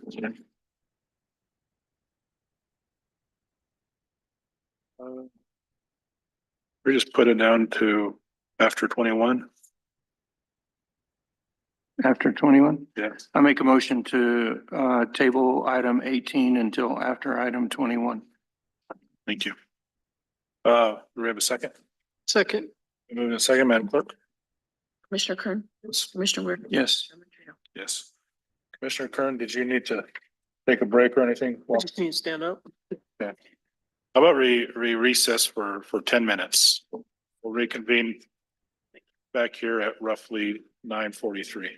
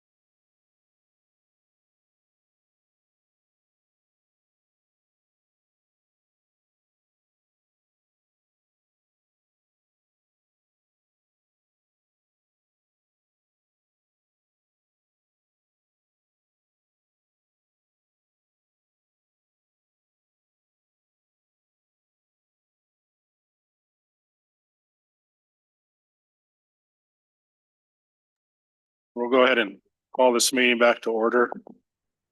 I would like to welcome a representative from Teresa Ledger, Congresswoman Teresa Ledger's office. Thank you for joining us today. If you have any questions at any time, feel free to ask. Item number 19, discussion action approval of contract RFB 2024-08. Colfax County Event Center improvements was struck from the agenda.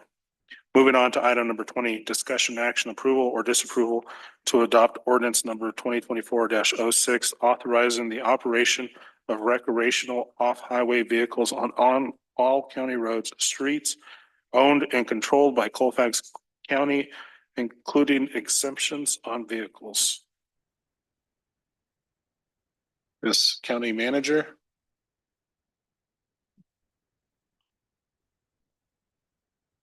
Sir.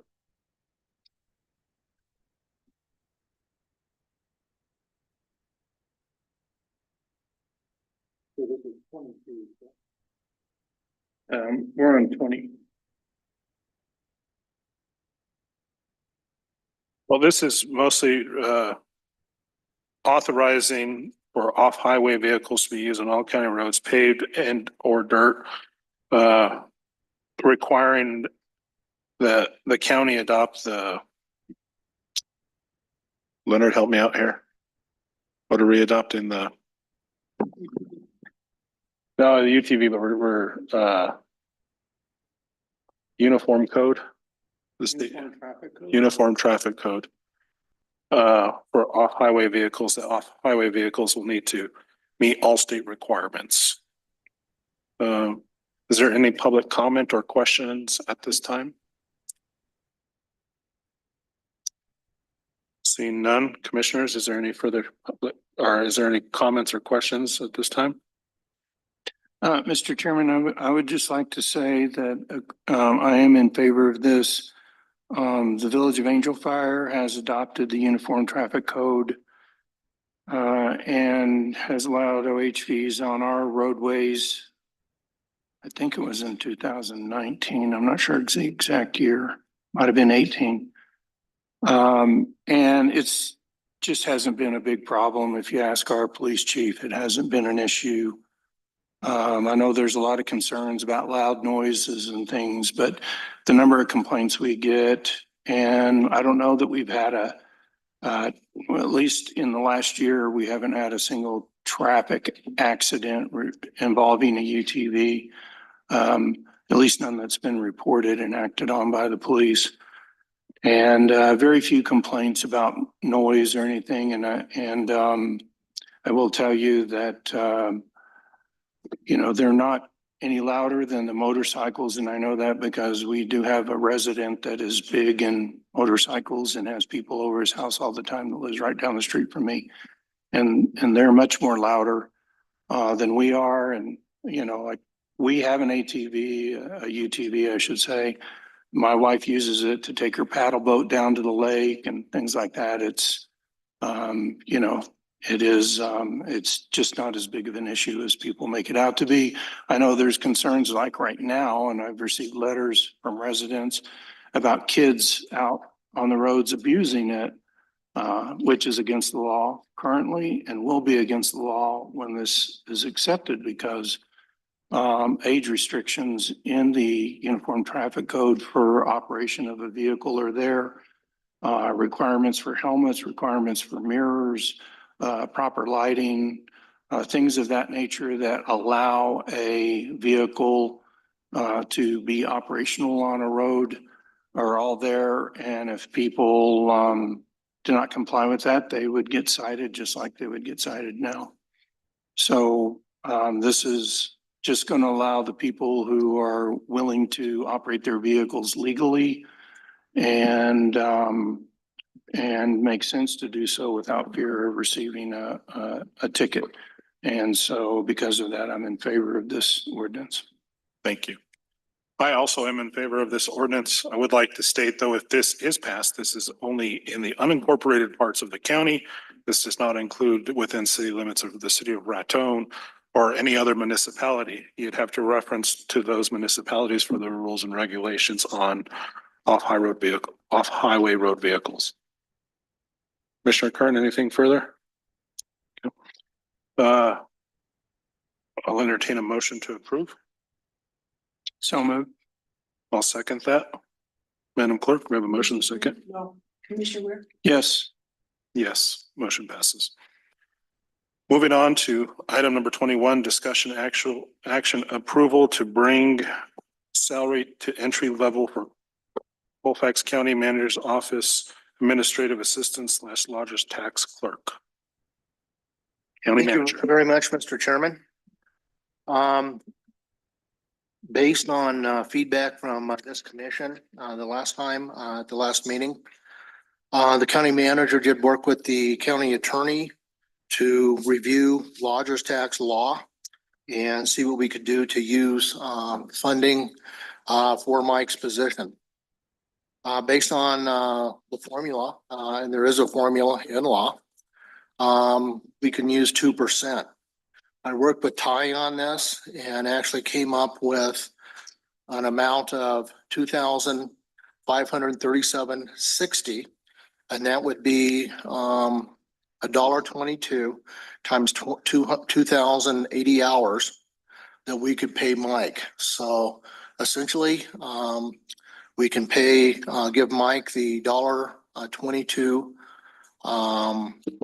That would actually bring him up to entry level in the position that he's currently in, and we can pay for that by lodger's tax. So I think this is somewhat of a no-brainer, and I appreciate the commission's redirecting me to look at lodger's tax as a potential option, and it was a vital one.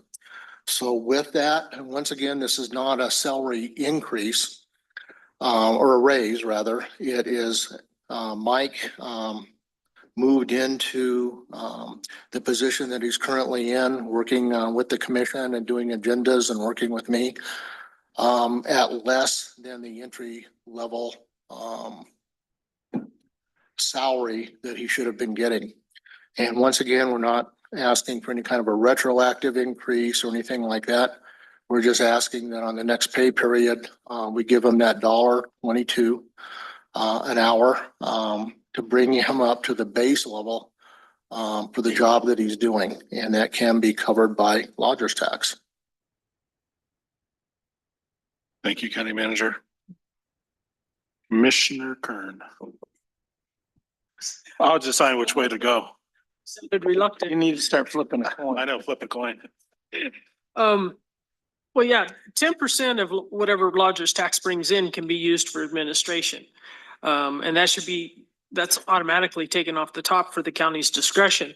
I have some concerns, and just in talking to Michael now, I don't think Michael's been properly trained by any way, shape or form, because when he talked about bricks and mortar and that, he kind of looked at me like a deer in the headlights. No fault of yours, Michael. I'm not dishing on you. You just haven't been trained, so there's a 60-40 split on that. 40% of the 90% that's left after administration comes off goes to promotion. The rest goes to bricks and mortar. So I question that whether or not that's being done. So we really don't know where we're at lodger's tax wise.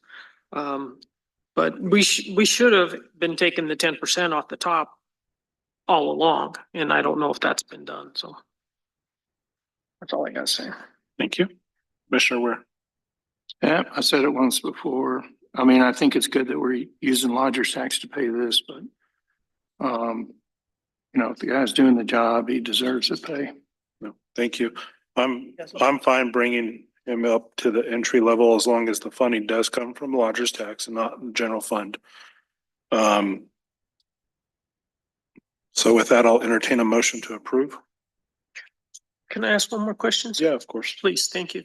Ty, what has the administrative 10% been budgeted for already?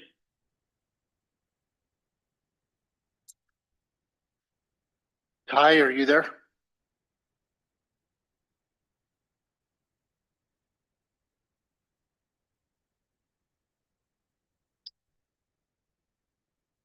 That's my case.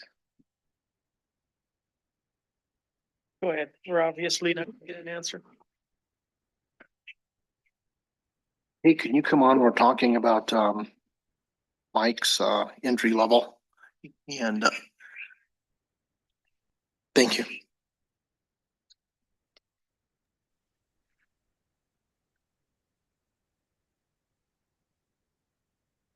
June, in the meantime, you had also double checked the law and looked at the formula and ended up working with Ty on that as well, correct? You're muted, June. Yes, commissioners. Okay, can I go first or? Yes, Ty? please. Yeah, yes. Chairman Trio and the commissioners, sorry about that. I believe that Vice Chair Khan was right on that part too. And I believe that our largest tax ordinance, section 5, they provide a formula about how to use that specific about that the certain percentage of that largest tax can be used for the collecting at admin largest tax for the management purpose. So I believe that I provided that the section 5 of that the ordinance to Ty, and then she calculated based upon the budget. Ty, can you explain to the commissioners? Yes, ma'am. Yes, sir. We had budgeted 17,000 in the in last year's budget. And with the 2% calculation, it came to the I was provided the where is it? I think I have that, Ty, 2,537.60. Yes, if you take so there's 2,080 hours in a work year, and I multiplied it by the $1.22, and it only comes to 2,500, which is less than the 17,000 we budgeted. And if you take 2, 5, 3, that's approximately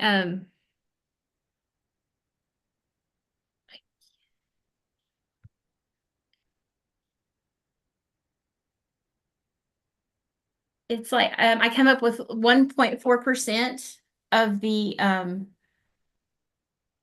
lodger's tax budget.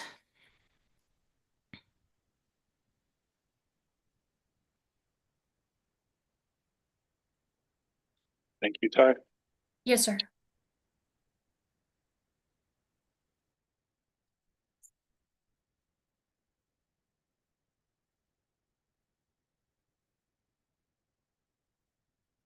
Commissioner Kern.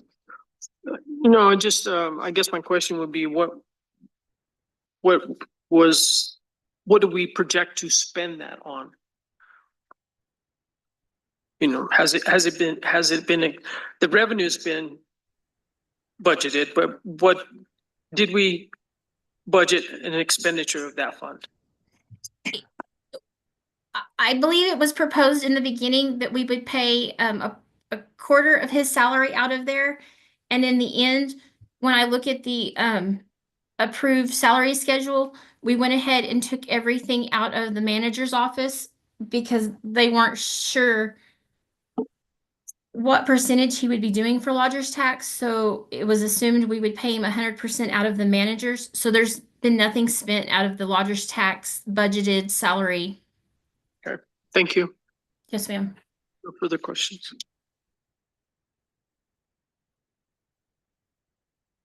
Nothing further from the commission. I'll go ahead and entertain a motion to approve. So moved. I'll second that. Madam Clerk? Mr. Kern, Yes. Commissioner Ware. Yes. Yes. So now we'll pick up number 18, discussion action award RFB 2024-08 Colfax County Event Center improvements. June, can you? Yes, sir. Good morning, Chairman Trio and commissioners. And I just briefly look at the LATCF program, and I believe that the the eligible revenue sharing counties may use funds provided under the payment made under this program for any government purpose other than a lobbying activity. But however, there's a caveat that we need to get the approval from the funding state agency if we want to using that LATCF fund to match that the grant provided from the state. So I believe that was my brief review of that the program. But I think we need to get the if we want to utilize it, utilize LATCF fund, we have to get the approval from the state funding agency, sir. Okay, thank you. And never mind, there was a misunderstanding on my part, thinking LATCF was separate from ARPA. So they are one and the same. Yes, sir. So I'd rather not pull from that at this time. Yes, sir. Commissioner Kern, did you conclude anything on your end? Michael's still working on it, but the last report shows more than enough in the non-promotional balance to augment the 45,000 and come up with the difference. Would you like to make a motion to approve pending the lodger's tax funding? I'd just like to make a motion to approve to move forward with it. Would you like to, can I make a friendly amendment to state that it'll come out of the non-promotional funding for lodger's tax? Sure. So we have a motion with the friendly amendment. She accepted. Do we have a second? I will second that. Madam Clerk? Commissioner Kern? Yes. Commissioner Ware? No. Chairman Truhill? Yes.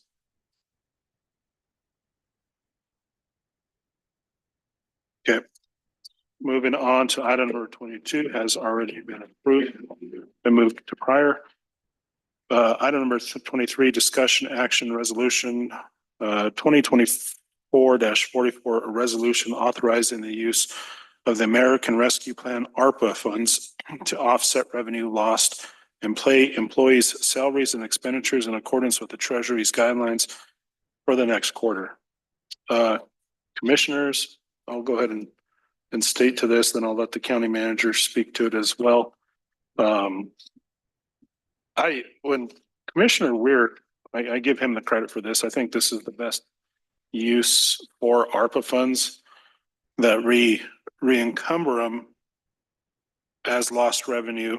And then once they're in our general fund, I mean, it's going to be used to offset salaries and pay, but that funding that would have been there can be used for other stuff. So instead of having to report the next 3 or 4 potential uses for ARPA funds, once this is moved to general funds, we can only have to do one reporting on the ARPA funds, which will make it easier on the county manager's office and just overall in general. So that's kind of my thoughts behind it. But county manager, I'll let you speak to it. Thank you, Mr. Chairman. In my discussion with the county auditor, we had a lengthy discussion about, once again, we have to encumber the ARPA money before the end of this year.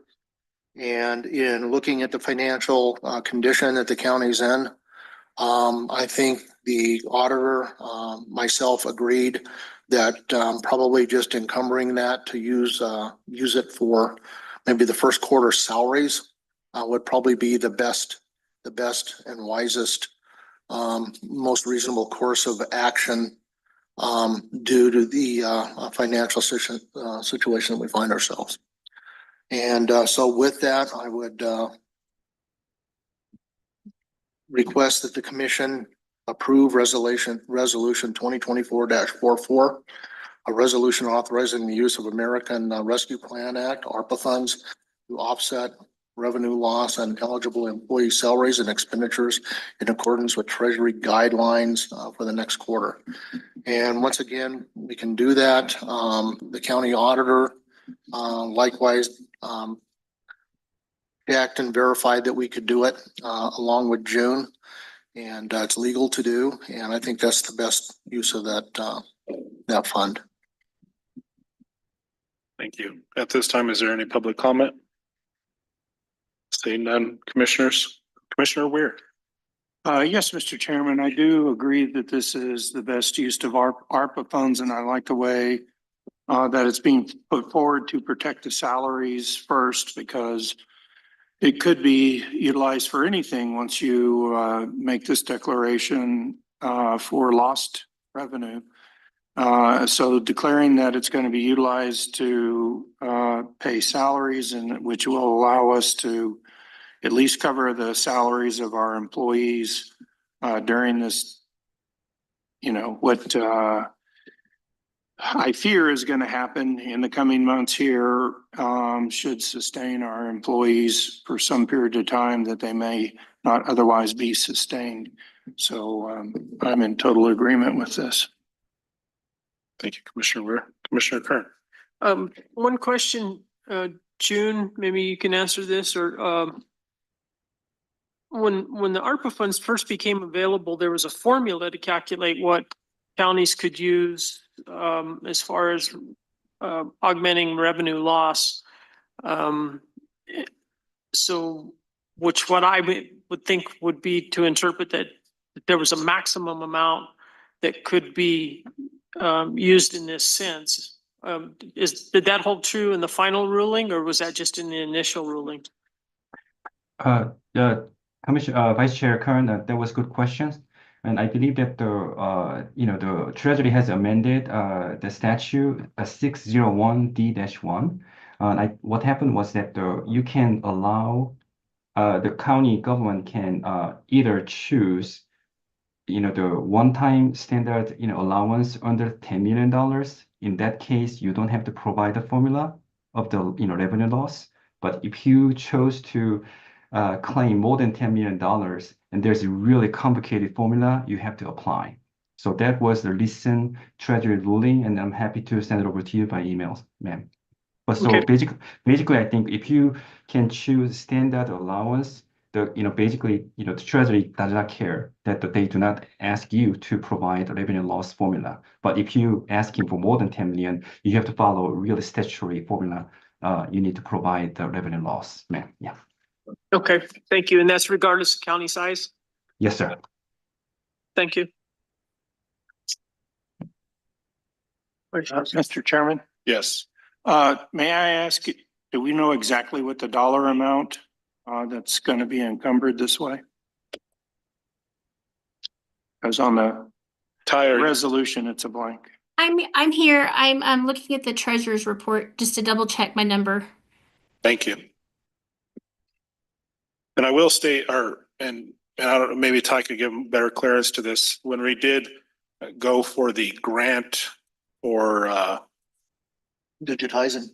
no, when we went for the RAISE grant for the commercial air flight, the commission agreed to take the $100,000 match out of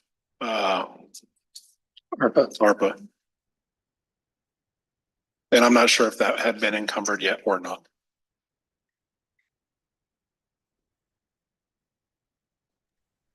Chairman, Yes. currently in the ARPA money, there is 604,000 and some change pending any invoices for the final of the digitization project. I'm not sure where we are. I know we were close to being complete. We just need to find out if they fully billed us. But right now the balance on the treasurer's report is $604,428.36. Thank you. Mr. Chairman, Ty, and then, so is $100,000 for the commercial airline grant? Is that been taken into account in that number? No, sir. I was not aware that we were going to use the $100,000 for the commercial. So that would make it 504,428.36. And then, Mr. Chairman, if we don't have final numbers on the digitization, it'd be nice to know what that final number is going to be, because I think we should hold in reserve for that, whatever money is going to be allocated to that, because I don't want to take a chance on having to pull money out of the general fund for that. So I don't know, we may want to make an amendment to this instead of saying a specific amount like this resolution is designed to do. Maybe we say all remaining dollars after payments for the digitization and the RISE grant are funded, all remaining dollars will be allocated to employee salaries as stated in the resolution. Well, actually, the resolution is just saying that it's going to be lost revenue. So I think, yeah, so it would just need to be changed to say that the remaining amount not expended for digitization and not expended for the RISE grant will be treated as lost revenue. I don't know, June, you may want to clean that up some, but Yes, I just sir. sure we don't put a number in this blank and then have to pull money out of the general fund later because we didn't take something into account. Chairman Trio, can I make a comment, sir? Yes. Yes, maybe we can change that the blank portion, like the remaining balance of the ARPA funds that were not previously allocated to the county. That works for me. Yeah. Works for me. Commissioner Kern, any questions, comments? Thank you. Well, then I'll entertain a motion as amended. Is there a second? Second. I did the motion. Yep. Commissioner Kern? Yes. Commissioner Ware? Yes. Yes. Moving on to item number 24, discussion action, potential use of ARPA funds to purchase the Cummings generator remote monitoring at Greenhorn Mountain. Commissioners, I'm not sure if you wanted to postpone this or move this to possible general fund. What's the desire from the commission? I don't have a problem taking it out of the ARPA funds, I think.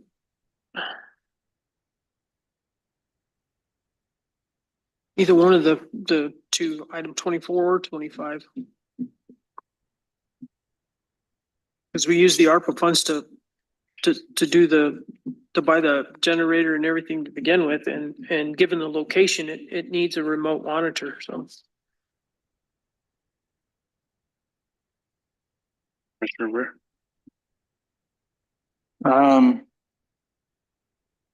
So we had appropriations for this. I thought, is it just the amount that's not covered by appropriations that we're looking to expend?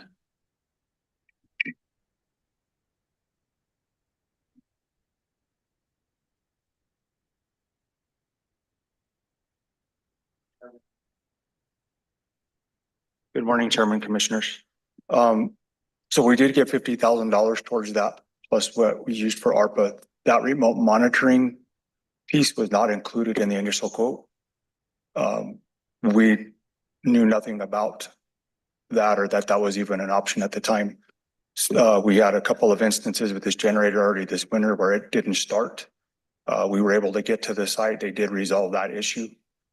And then the other issue was with Kit Carson's equipment that they moved into the building. The last time we had an issue, it did kick over, but at this point with the snow up there, we can't get up there now if we have an issue, we won't know until the radios go down. So all that quote is for is just to add the remote monitoring in the spring.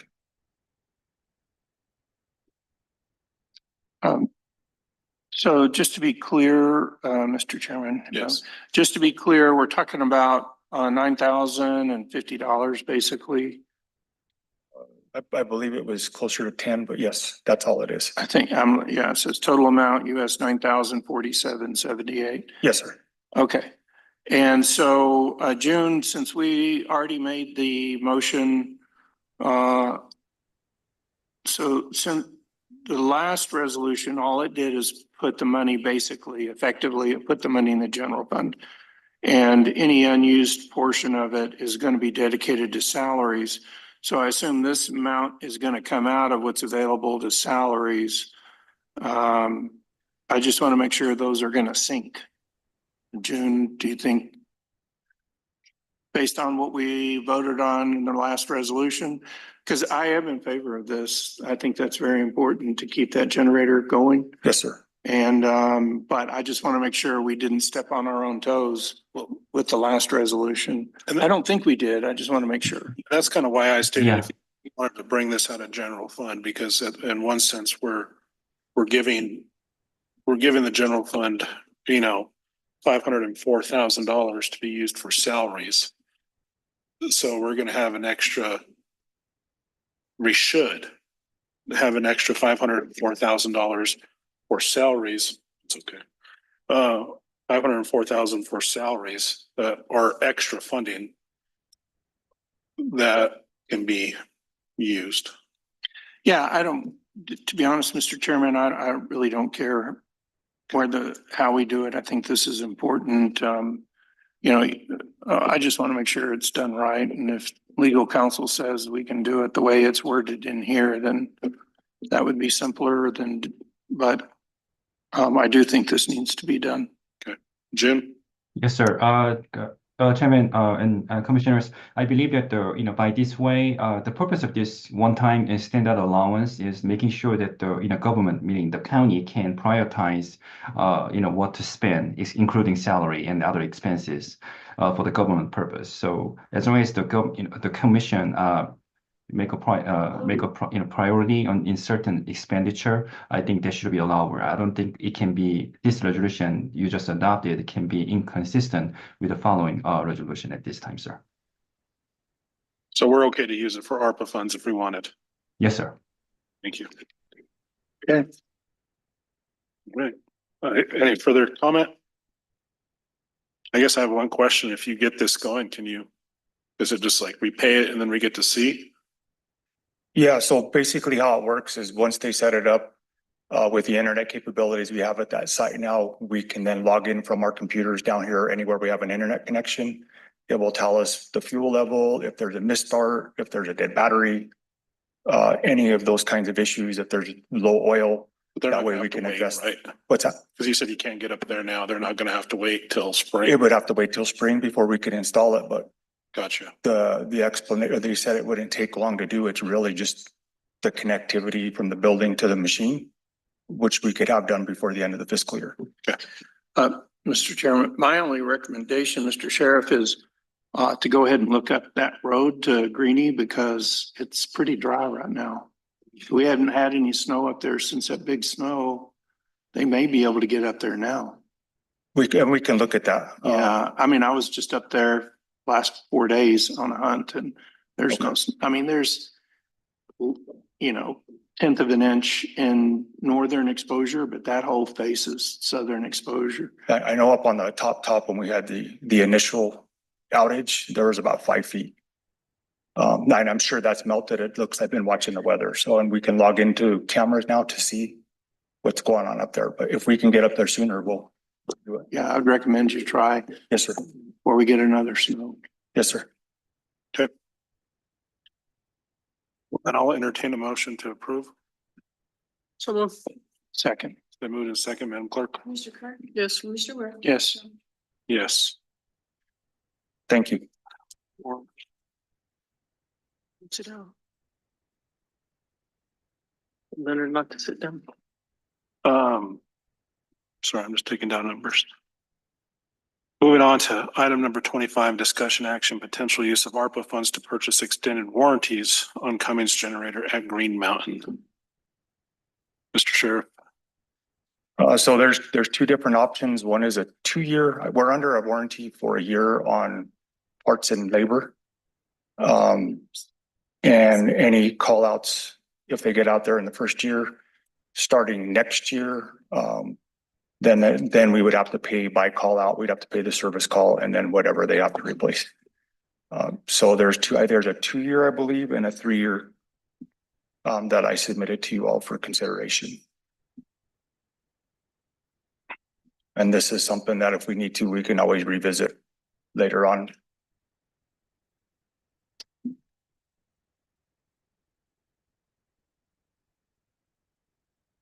I'm looking at the 3 years, the 6,199.16. And 2 year, 5,317.59. Yes, sir. Commission, what's your, Mr. Kern, Needs to be done. Commissioner Ware? I'll just tell you, it has really nothing to do with this. I'm just not a big fan of extended warranties. In general, I don't think they generally, if you look at the numbers on them, they don't pan out because usually they won't give you an extended warranty beyond the real period. I mean, for 3 years, something should operate for 3 years without any problems. And if statistically, if you do any research on it, you'll find out that's the case. But it is a critical part of our public safety program, so I'm probably going to vote for it, even though I don't like extended warranties. I share the exact same motto with extended warranties. I guess the question to the commission is 2 years, 3 year? I'm going to vote for the lease number, but Commissioner Kern? I would go with that. The lease number, so it's in 1 year. oh no, I'm sorry. It comes with 1 year, right? Yes, it comes with 1 year. And then what I submitted was a 2 year and a 3 year extended. Yeah, So it'd be 3 years in total, Yes, or 6 years, or 4 years. or 4 years. or Yeah. 4 years. Either 3 years or 4 years in total. In total. So on those terms, my preference would be the 3 year option, So the 2 year option on here. 2 year option on here, Okay. 3 years total. Thank you. Gotta make it simple for me. Okay.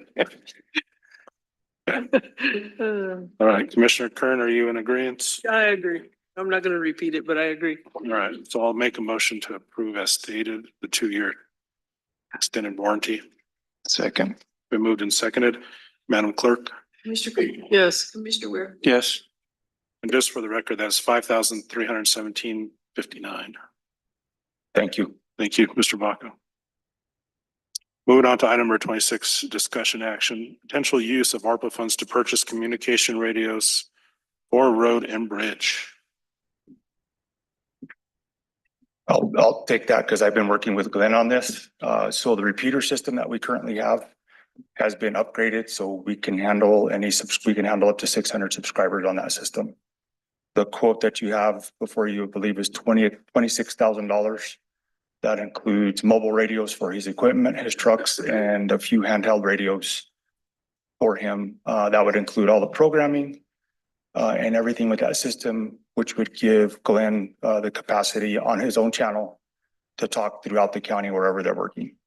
I reached out to the county fire marshal with a letter from him that would allow the county fire channel to be programmed to that radio. Should there be an emergency, they can contact dispatch directly to their location if that was needed. And it also gives us a direct frequency to talk to Glenn from our patrol vehicles or our radios in the event of an emergency. Thank you. I see this is vital from every aspect from an emergency standpoint for the road crews. Sometimes the cell service isn't out there. Fire, I assume if there's a fire crews can also talk to roads. Yes. No, I think it's vital. Commissioners? No, I totally supported it. I think it was my idea to take this out of the ARPA funds after that big snow that we had and the breakdown in communication. So I totally support it. Implementation of it once it's done. Once you get the approval, Glenn could submit first purchase order and we could get the hardware ordered. Once that's done and programmed, it's just a matter of getting it installed. The repeater is ready. Their frequency has been approved already. The channels are already programmed into our radios. So it's really going to just take the time for the company to get here to install.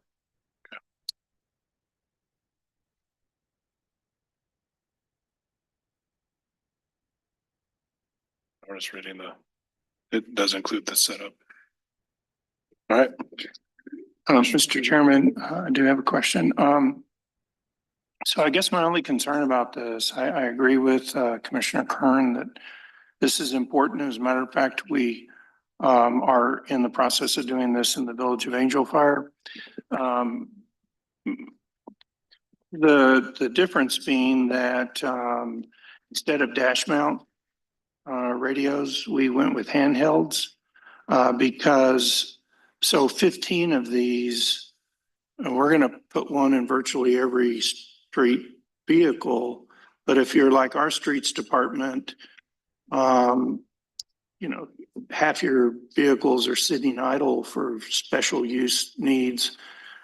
So it just seems like a lot of money to spend. I mean, we did have a few dash mounts that were old dash mounts from the police department that were donated to streets. But for anything that was new equipment, we went with handhelds so that we could assign them to individuals as opposed to assigning them to vehicles, because we just have so many vehicles and streets that sit idle for large portions of the time. It didn't make sense to invest in equipment that's not going to be heavily utilized. Have y'all thought about utilizing handhelds as opposed to dash mounts? Well, the way our system is set up, the handheld radio is only a 20-watt radio. So depending on where you're at, as big as the county is, it may not reach the repeater and then it's not going to work. That's the reason for the. Yeah, I guess y'all have a little more space to cover than Angel Fire does, don't you? Yes, sir. And in fact, we've already, through LETF, paid for Think of a that. fourth repeater that'll go on top of Sierra Grande. Okay, that makes sense. So that was the reason for that, sir. Okay. I got it. Glenn, did you have anything? I'll just kind of give you an update as of right now in the road department.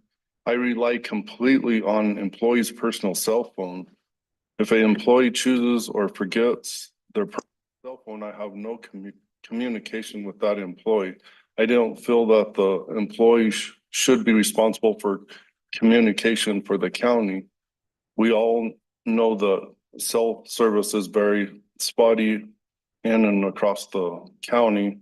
An upgraded radio service is very much needed in the road department. Very much so in case of any type of emergency. As we spoke, a lot of episodes can happen, and I think we should prepare for them the very best way we can.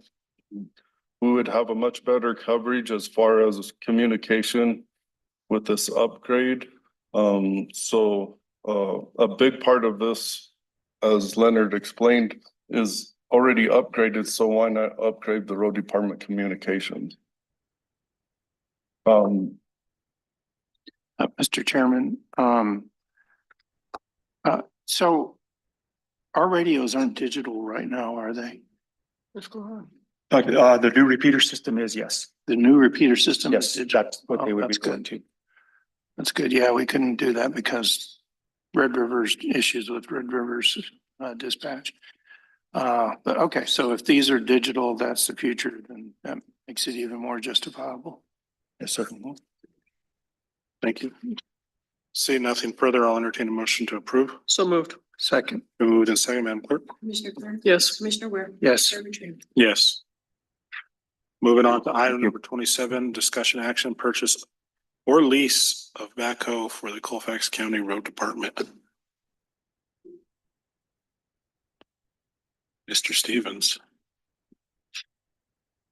Yes, commissioners, our lease is up on our backhoe. Of course, our backhoe is a very important tool as far as equipment for the road department. In order to purchase the backhoe that we're leasing now, the payout on it is $66,850 at the moment. We currently in the auction sold our old backhoe. It was wore out. I think we got a really good price on it. Yeah, you did. We've always had two backhoes before. I'd like to keep two backhoes.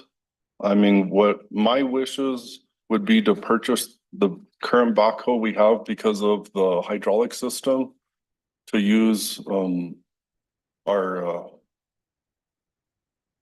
tree shear and we have a tree shear and we have a hammer attachment for this current backhoe. The county did pay to have the two-way valve put on the backhoe that we currently have. And I'd like to, my wishes is to lease, go ahead and lease another backhoe that we have. That way we have two of them. We can get more done, especially in the flooding season. The backhoes are critical when we have a lot of flooding. It saves a lot of going across the county hauling one backhoe. We get more done putting in crossings and washed out culverts and that if we have two backhoes. I just wanted to see what your wishes are. Did you ever purchase the side-by-side? Or not the side-by-side, the skid steer? No, not yet. So I'm sorry. Go ahead. So since that purchase was never made, then there's still a balance in the capital outlay for equipment purchases? Yes. Okay. I do have capital outlay, and that is my plan to purchase skid steer. This purchase would be over the 60,000, so how are you gonna do that, Danielle? I can double check with Chris Garner. Because of the attachments that he already has they're specifically made for this backhoe, right? Yeah, they're quick connect Okay. attachments. I kind of think we'll still be okay. I will double check with Chris Garner just to be safe because I know we've discussed this before. But yeah, let me get with Chris Garner and see what the best way to go about that. Because it is over the $60,000. If it was under 60,000, Then it wouldn't we'll be be, an issue. we'd be fine. Right. Or maybe we go back to John Deere and tell them to lower it to 5,999. I mean, that might be some leverage, but Mr. Chairman, if I may, isn't this a purchase out of a lease? So we're currently leasing it. So isn't there language in that lease agreement to purchase it? If there's language in the lease agreement to purchase it, then you won't have to go through procurement Okay, because it's a contract we've already agreed to. right. As long as we adhere to that contract, we won't have to go through procurement. So does the commission wish to take any action or just advise direction? My only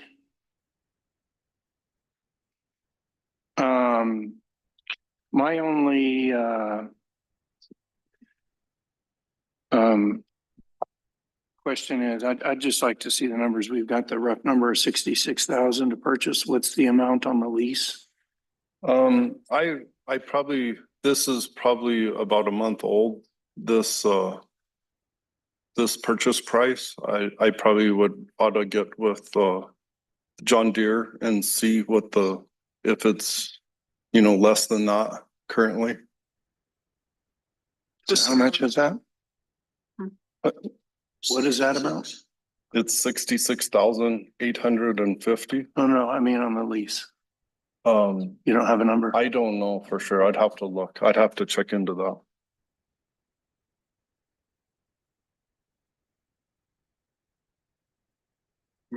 I know it's current. So no action at this time?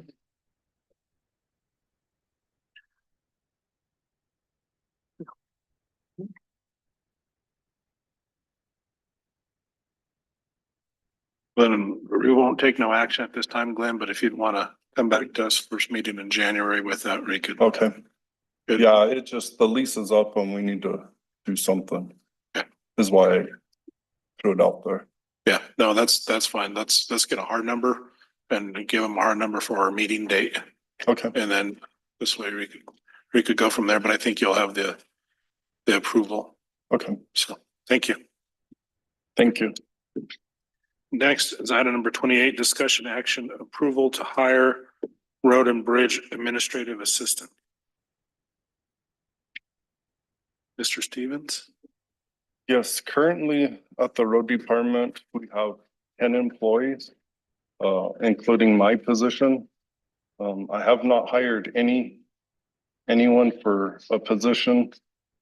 The weakest link in the road department right now is the administrative position. I am not asking for a new position. I am wanting to fill a existing position, which would be the 11th position.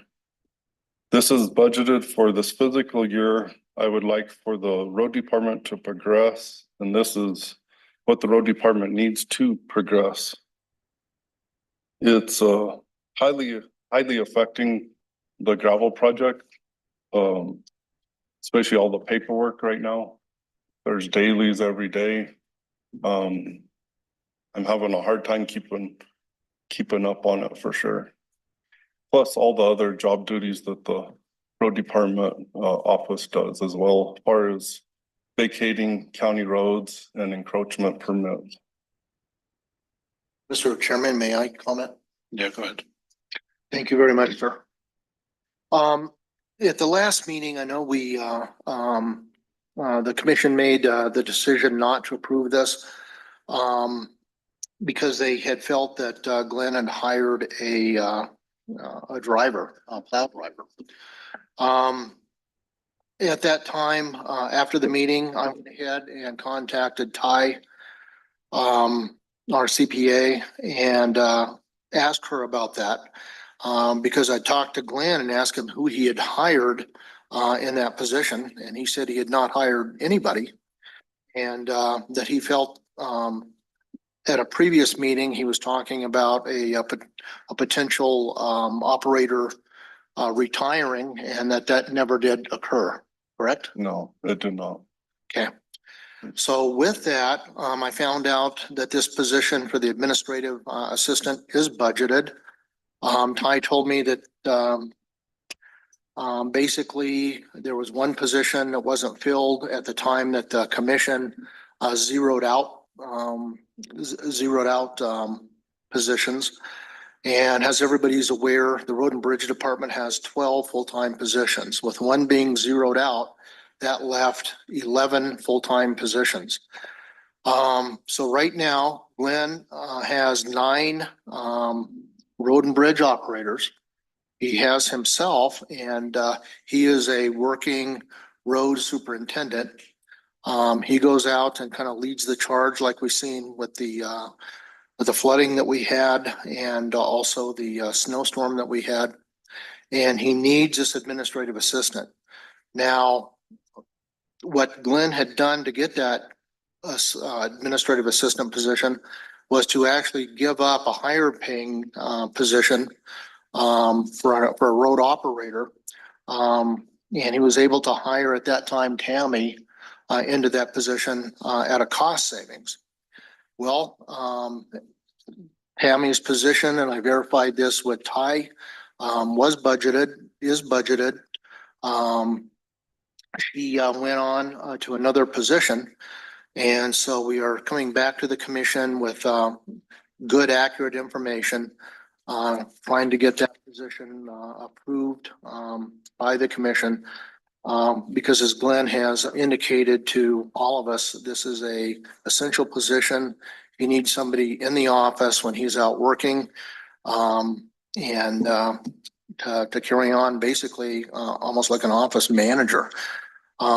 So that's kind of where we're at in the scheme of things. But just to reiterate to the commission, Glenn did not hire a road operator. There was discussion that one person was going to retire. He never retired, and we did lose Tammy. And so Glenn is appearing before the board today to ask that position that is budgeted be filled, which will really enhance his ability to do the job that he's been assigned to do as the county road superintendent. Glenn, do you have anything to add? And is that all that correct? No, that's correct. Ty, are you on? Yes, sir. Is that correct? The statement that I just made? Yes, sir. Okay, thank you very much. And with that, Commission, I would recommend that you approve this position for the Road and Bridge Department. Commissioner Kern, No comment.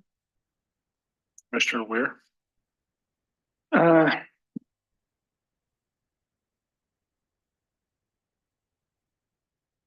So I'm just on the budget and, on the budget. I'm just on the fence on this and the reason is I don't disagree that you need the position. I understand the value of the position. I understand that as the leadership of that department, you should be spending your time out in the field, or at least a good portion of it. And to get the reporting and other things done, so I understand totally. My big concern is that we're gonna hire this person and in a couple of months, we're gonna find out the reality of our financial situation and we're gonna have to start laying people off. And I believe that in our current employment policy, we have a LIFO policy on who gets terminated, last in, first out. So we're gonna hire this person and in a couple of months, they're gonna be let go. Although it's budgeted for this fiscal year. I mean, and the only thing that's reassuring is that this is in the budget, so it is in the current budget. But keep in mind, we know we're $400,000 short in the current budget. And we think we're another 450,000 short because of Tiger 9. That's 950,000 that we're gonna have to cut. I just don't see how that cut's gonna be made without letting people go. plus the 1.2 million that we overspent, that we pulled from savings to meet budget this year. Yeah. So, I mean, I know you need it now, Glenn. I really do, and I hope, I know you're probably gonna be disappointed in me for the way I'm gonna vote, and I don't blame you. But I just want you to know that this vote is, I have the highest respect for you. I've always liked you. You've always responded to me and when all my needs, you've done virtually everything I've ever asked you to do.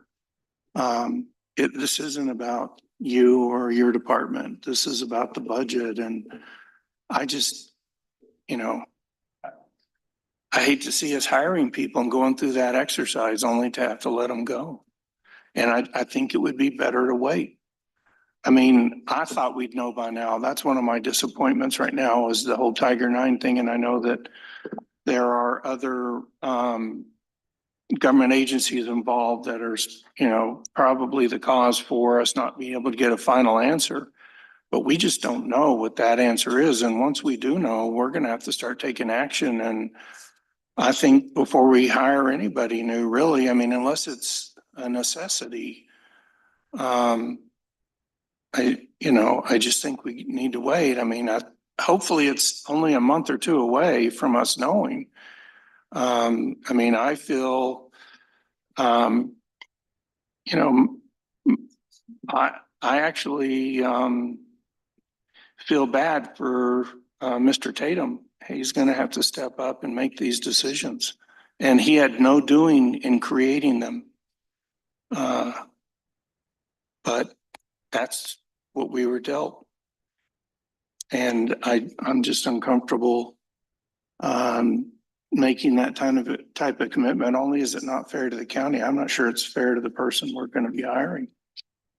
I do have a thought on that. I stand in the same position as Commissioner Weir as far as going out to the public and opening this up.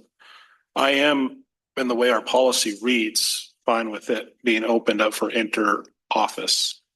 So if you wanted to go up and let's say someone wanted to transfer into the roads department, they would carry the seniority, from my understanding, from their current position over to yours. So it would I mean, this allows an opportunity for you to fill your position and then an opportunity for a current employee to move within the county. I'm okay with that. Because at that point, we're not adding or changing numbers specifically, but it would give an opportunity for a current employee, maybe that if they wanted to try the roads, they could go there. And then it still would be, if a layoff were to come down, which, I mean, I hate saying this, but the curse is knowing the numbers, seeing the numbers. You would go off of, we wouldn't go at the very bottom, we would start each department and go from the seniority within the department. Cause if we go from just one person, then the whole department could possibly be gutted.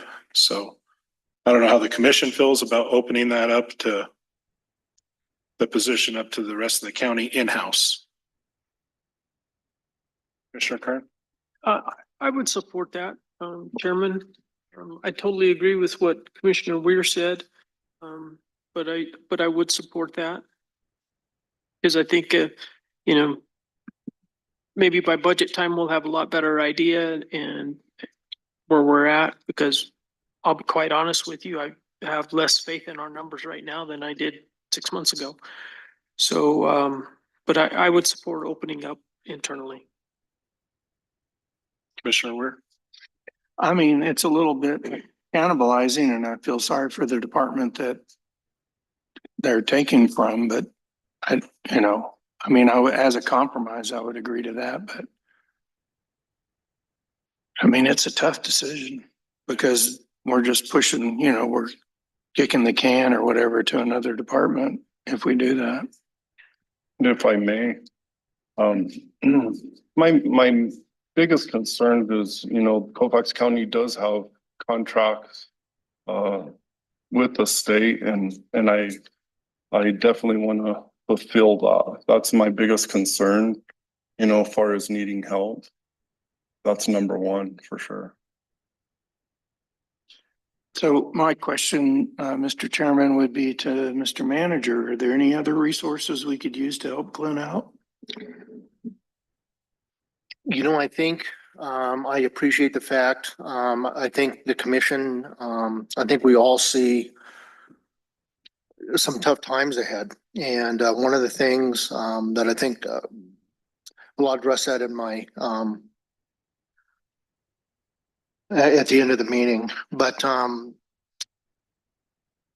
what I would, recommend, I think what the commission has recommended is very reasonable.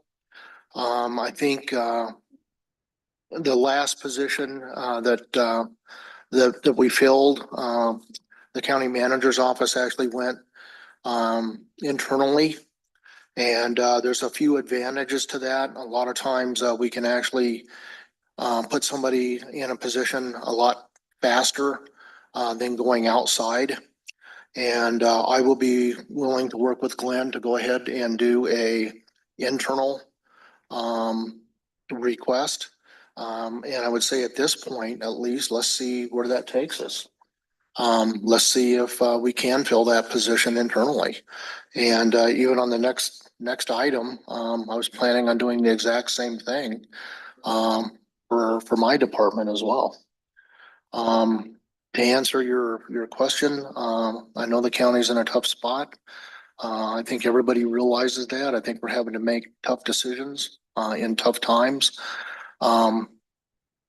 But I think what the commission has offered is reasonable, and, let's try it for now and see where we go. I mean, it's an option to allow people to change internally. So, I mean, that's how I see it. And because if we had to go to the open market for that, I would say no.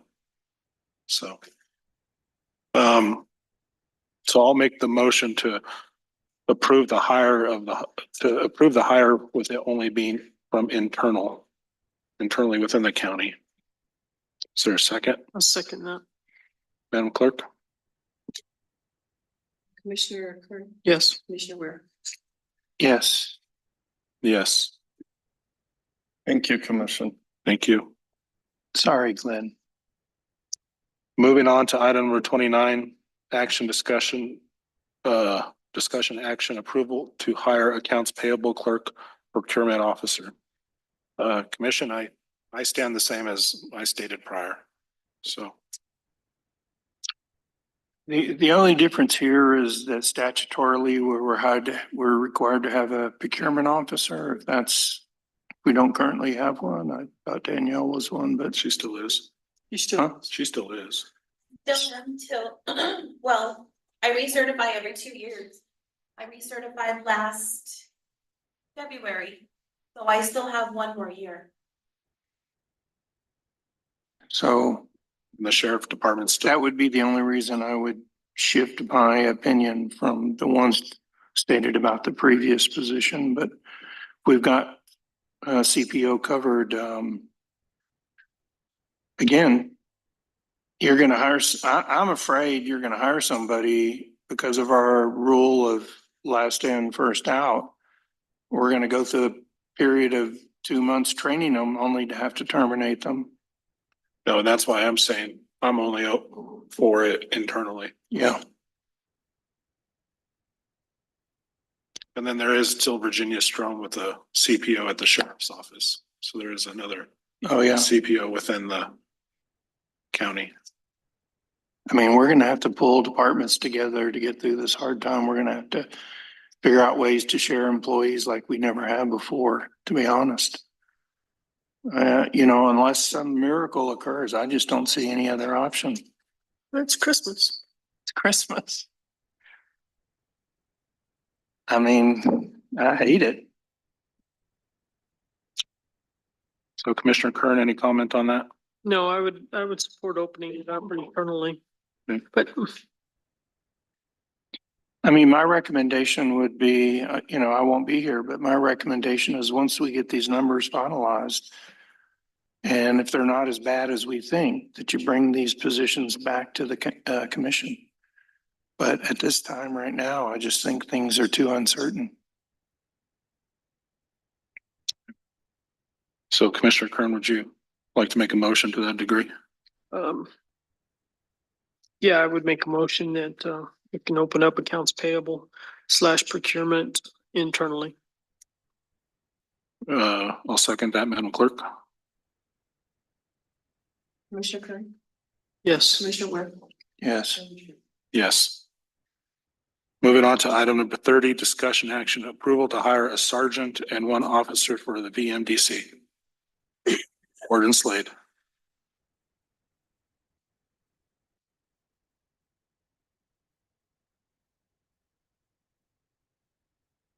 Good morning. I am requesting approval to open up a sergeant position and 1 officer position. I know I came to you previously for the 1 sergeant position. We did get that one filled. But since then we had lost another sergeant, and then the one we just filled on this one, her husband got a new job somewhere else, so she's no longer with us as well. She lost him. So. And we just lost an officer to better pay at a different facility, so that's why I'm requesting for 1 officer, which still leaves 3 open positions plus the one that was taken away, so. So you still have You're 3? down 4. I'm sorry? You're down 4 plus the sergeant. Yes, ma'am. Thank you. And you're only requesting 2 at this time. I'm only requesting the sergeant and 1 officer, and the officer is covered by this year 100% by the correctional recruitment fund.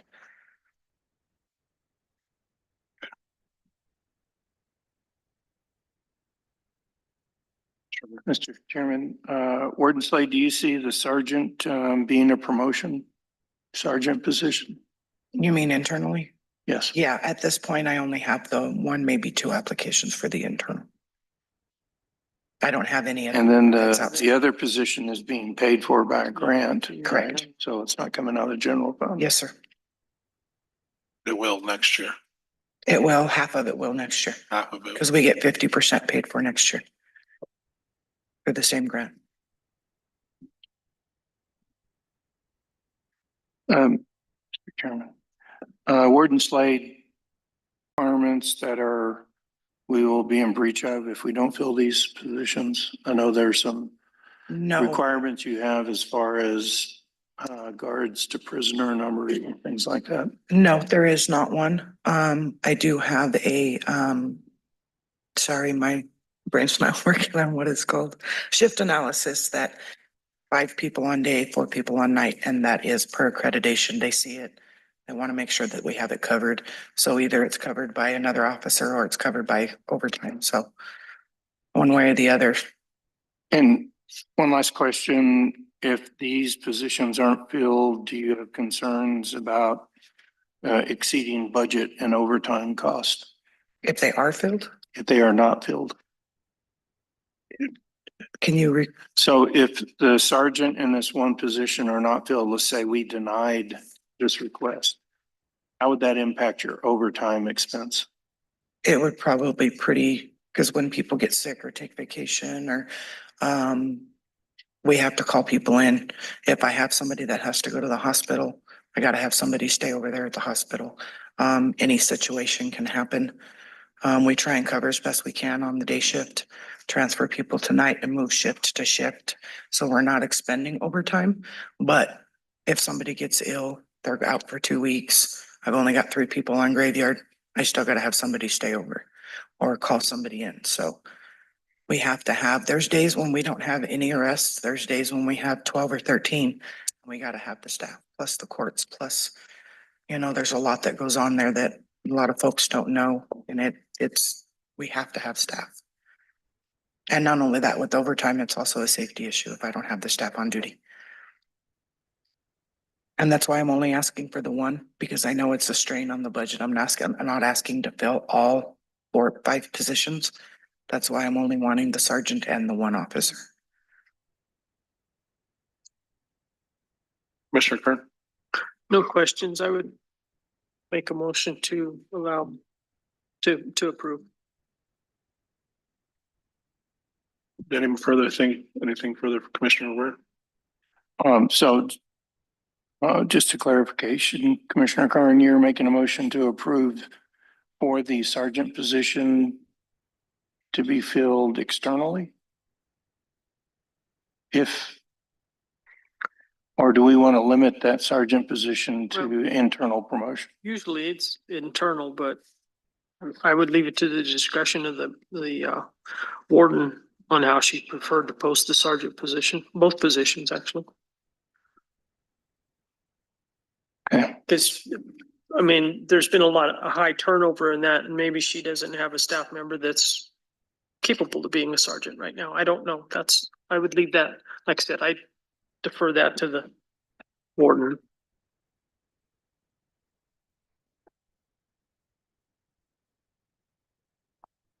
I mean, would you accept a friendly amendment to the sergeant position to be open to internal promotion?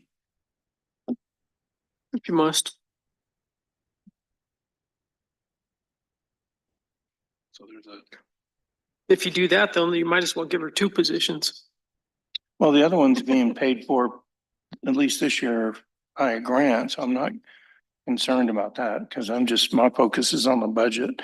And I know there's a chance we'll have to include that in the budget next year, but by the time we get through the budget next year, who knows where we'll be? We'll probably have, I hope not, but we may have other turnover and I think we can try and deal with, or you can try and deal with that in the next budget, but so I'm not concerned on that officer position. I think opening it up to the public would be acceptable just because of the way it's funded.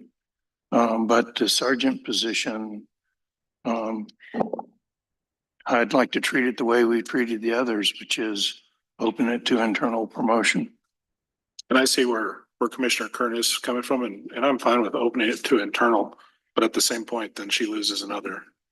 I lose another officer if I only do internal. So either way, it would be, I do internal for the sergeant, which isn't funded by the grant. And you allow me to hire to keep that position as the officer who has been promoted to sergeant to be able to still fill that position. So I would be asking for 2 officer positions plus the internal sergeant, because you're taking away an officer to make a sergeant. And would Mr. Chairman, and would the grant cover both of those new officer positions? Yeah, the grant covers anyone we hire from July 1st all the way to June 30th, all officers. And then it's the same for the next year, 50%. And then the year after that is going to be 25%. So for the remainder of this fiscal year, It is 100. 2 of those officers would be covered by the grant. Yes, sir. Right Maybe now. that's the motion. We open the sergeant position for promotion, and we open 2 officer positions.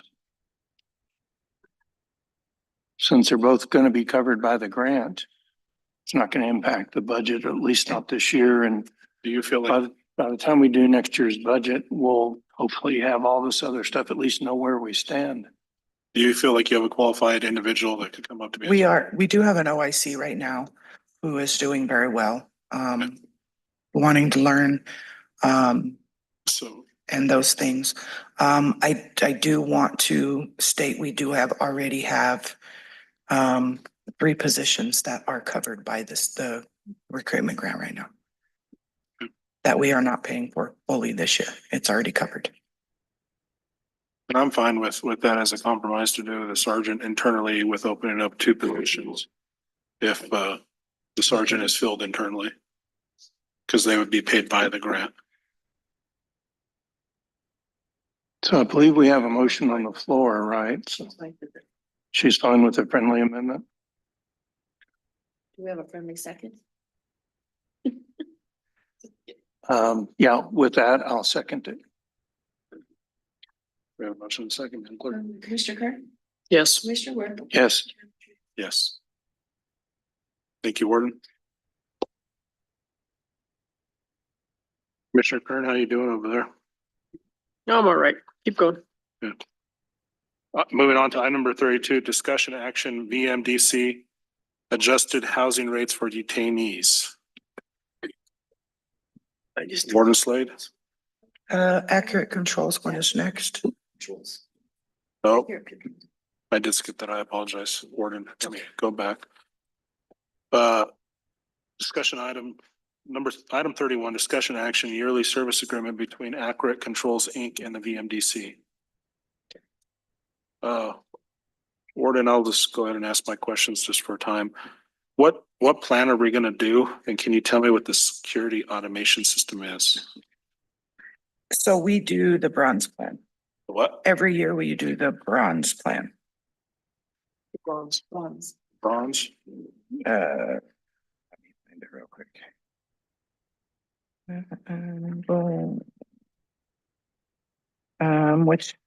Which actually is an increase from last year.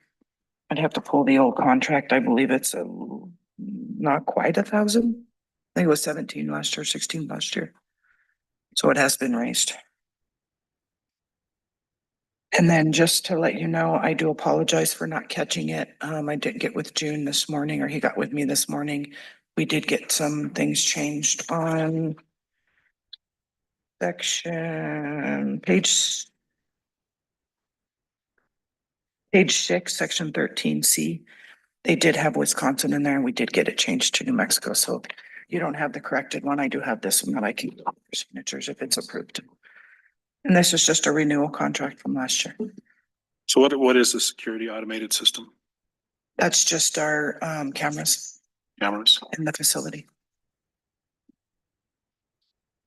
I don't have any further questions, Commission. Commissioner Kern, No questions. Commissioner O'Leary. Yeah, no questions. I'll entertain a motion to approve. Second. Moved and second, Madam Clerk. Commissioner Kern? Yes. Commissioner Ward? Yes. Yes. Moving on to item number 32, discussion action VMDC, adjusted housing rates for detainees. Warden Slade. So I know I had brought up forward Santa Fe's bringing up their cost of living for the detainees in their facility, which I went ahead and put together our last few years of our cost for housing detainees. And it's quite a bit much than what we're paying. And as I put in here, it's about 136, but I know that we have some other things that could possibly come up and stuff, so I wanted to raise it to 150. I'm planning on sending it out to everybody if this is approved. But it won't go into effect until July 1st. That way everybody can get with their commission and give them time. And I did, with the permission of the county manager, already send this to June.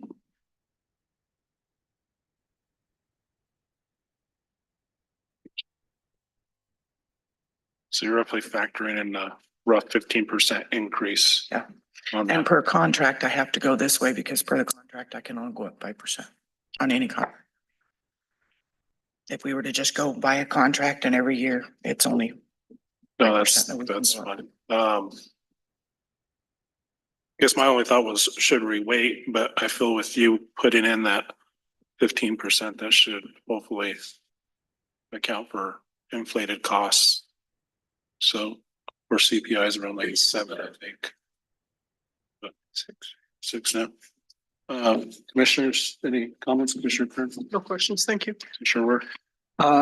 Mr. Chairman, yeah, so first of all, I think this is long overdue. I always thought that our prices were better than the market as compared to other detention centers. But there is something we do have to consider. One of the increases in revenue we've had over recent years at the detention center, I think is in part because we were so cheap.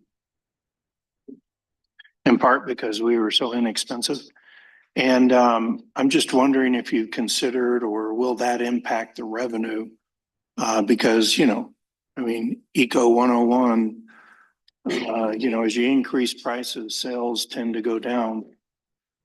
So. Correct. But I do know that we're losing quite a bit of money even by having them housed in our facility.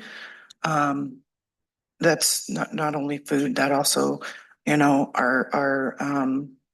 our whites that get, our cost of living's gone up on everything we buy. And we're not getting any money out of that, even for the folks that are only paying $99 to have them housed there.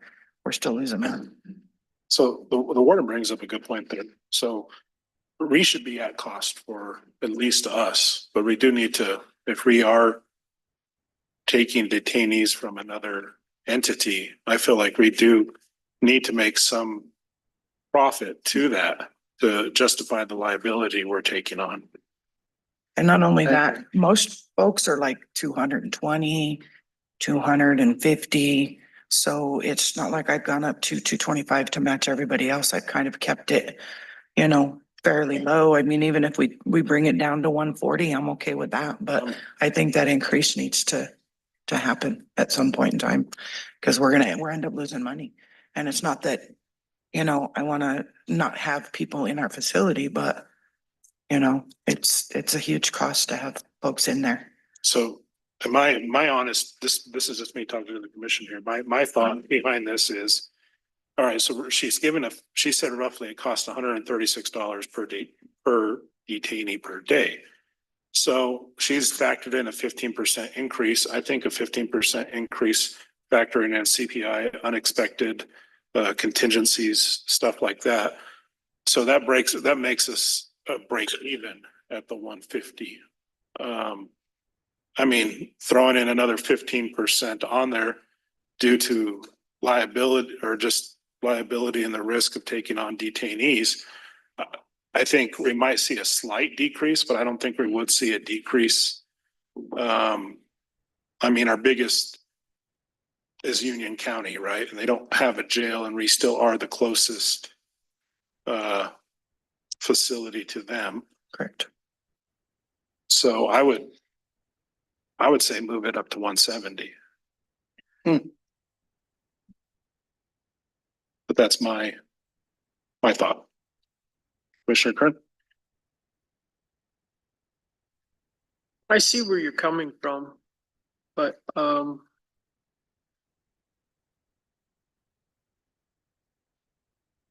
of torn with it and everything, but I would support what the original proposal.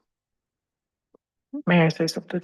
Yes. So if we look at the contracts, I don't want to go extremely high, Because unless it's an emergency, we do general medical care, but they have to pay for anything extra. They have to pay. So that's on the county, not on us.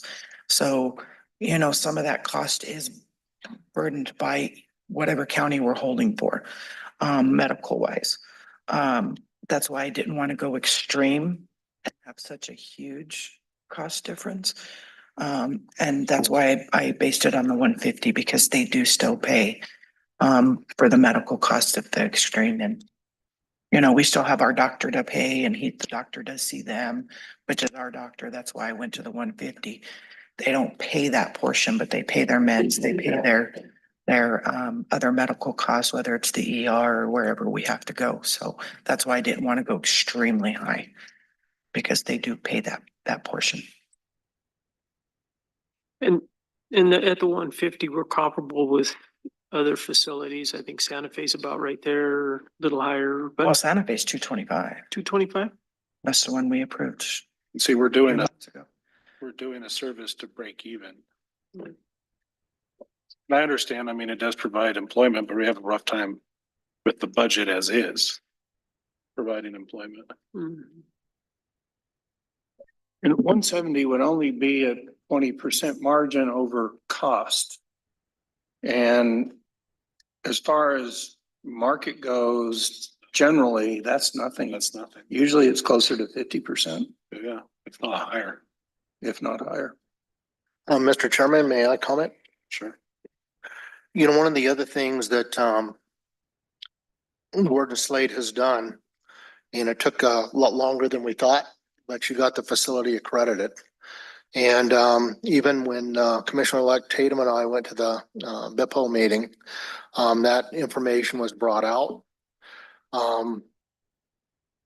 The fact that jail can become accredited, if I was a warden in another facility and I could house my inmates in an accredited facility, I know that they're doing everything right and it has a good, solid facility.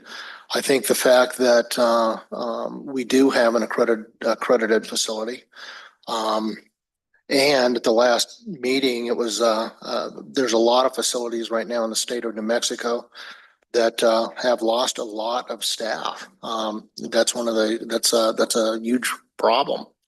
And so they're understaffed. So I do think the fact that it's accredited, another jail administrator or warden would have an understanding of that and have an understanding that Regina's facility is a well-run facility.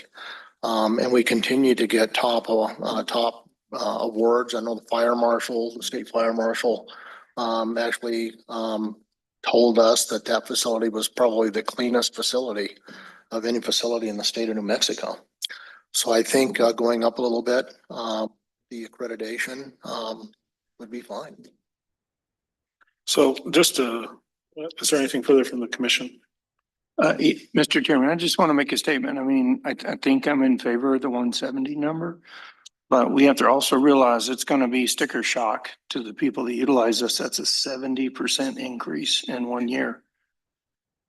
But I don't, with the budget situation we're in, I certainly don't like doing business at a loss. I'd rather not do with a business. Exactly. We just got to know it's going to be sticker shock. People are going to freak, Well, we had that sticker shock. as my daughter would say. We had sticker shock when Raton came back to us with their dispatch. Yeah. You know what I It's mean? true. But we didn't have a choice. And What? I'm sorry. Go ahead.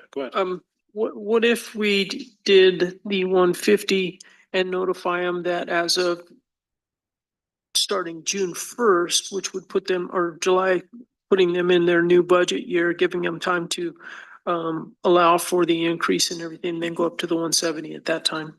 And that way it gives everybody, because I mean, hitting them with that kind of an increase mid-year is, Well, this wouldn't go into effect till You know. June anyways. okay.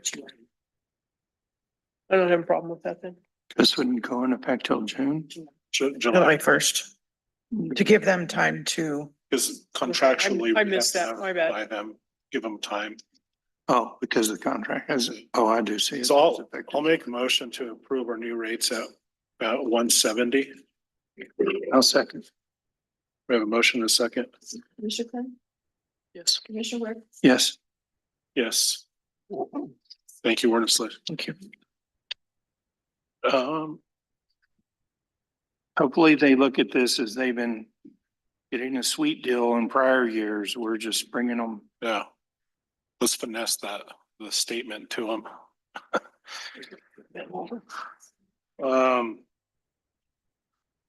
Moving on to item number 33, discussion action resolution 2024-45, a resolution establishing guidelines for the determination of salaries for county elected officials pursuant to the amendment to Article 4, Section 1 of the New Mexico Constitution. I wanted to bring this in front of the commission. There's multiple reasons. However we need to act on this now before the newly electeds come into office, since there is no midterm raises. I know there's within the county attorney's affiliate and DFA, there was a notice sent out. But I don't know how that would affect our ability to make a decision. And I know that other counties are currently making this decision. So, county attorney, do you want to? Yes, sir. Good morning, Chairman and Commissioners. I believe that we just received the DFA's, General Counsel's legal opinion letter saying that they approved this one, sir. So I think 2 days ago they approved it. So it has been change of the opinion from their perspective. Before that, DFA said we have to wait until they got the opinion letter. But now I think it's good to go, sir. So basically, yeah.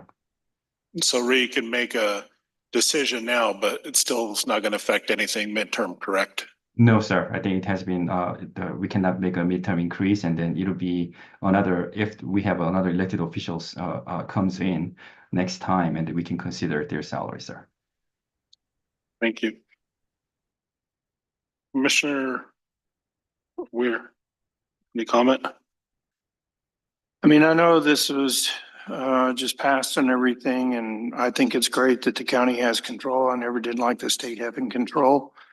But quite frankly, I can't support any increase in salaries for anybody right now for the same reasons we've already discussed. Thank you. Commissioner Kern? Yeah. And I kind of agree with Commissioner Weir, but, and it's unfortunate because elected officials haven't had an increase since 19. And that's, and our staff has had several increases in that time span, but. And I agree with the rest of the commission, and it's one of my biggest things. I mean, you look at elected officials and I feel people that run for office need to be paid. I mean, those that are elected now are not doing it for a salary. They're doing it for the betterment of a community and love for that community. But it's only if you're financially able to. You know what I mean? How many young people do you see sit on city commissions, senators, anything like that? It's not. It's only if you have an income able to supplement this position and your freedom of time to do so. And I hate doing that, and I would want to, because I know it's well deserved. The risk you take with the liability of elections, the liability of being a sheriff, the liability of the treasurer on her finances. You know what I mean? She's liable to make sure those numbers read. So at that point, I would state on those incoming elected officials that they remain the same. And it's just due to what we've discussed prior. Yes. Thank you, Chairman and Commissioners. As Commissioner Kern said, there has not been a raise since 2018. We went back and we looked through our budget, and with the funds that we've been able to pull in, and our the $7 fee that we get for each document that we record, we were able to find in our budget to where we would be able to not come to the commission and ask for an increase in budget to give a pay increase. The $7 that we get for each document can only be used for certain things. So we would be able to move some of those items to pay for those documents, from the document, fund. And, you know, like I sent you guys all an email. It's like, you know, we did have a threat this last election. You know, everything's going up. The other employees, have received several raises from the commission. And I know things are hard, but you know, it's like, and I'm speaking on behalf of our office. I'm not speaking on anybody else. We do come, we are here at work at least 97% of the time, if not more. You know, and we do go above and beyond in our position, especially with the elections. You know, we do go to the, we take that mobile voting unit out. You know, we run ourselves ragged during election time to provide the services for people that live in Cimarron, Eagle Nest, Angel Fire, so that they don't have to drive down here to vote. We take that out to them. And, you know, I was just wondering if you guys would just, looking at the proposal that I gave you guys, you know, where we would take the money from. Thank you. Commissioners, may I? Yes. I just want to reiterate everything Rita said. We sat down and we looked at the numbers. You know, we think we deserve something. I know you guys, I know it's tough times. I know you guys would love to give us something. But we work the numbers to be able to provide this if you guys approve it. We are here. We do go above and beyond. We're not asking for the budget to be increased or anything. We just want your consideration for this. Thank you. Thank you. Commissioners, anything further? Commissioner Kern? Commissioner Ware? Nope. Is there any action or motion on the floor? Saying no action or motion, we'll move on to item number 34, discussion action ICIP 2025-2030. So it's my understanding that we did miss the deadline for this. It was December 13th. I believe what was presented to us was what is automatically in the system. And I just wanted to I wanted the commission to review this and see if there's any changes with the, at least just with the top 6 that we have. I want to make sure that the commission is in agreements when we go down to Santa Fe to lobby, or at least to reach out to our elected representatives within those offices that this is the priority that we're requesting funds from.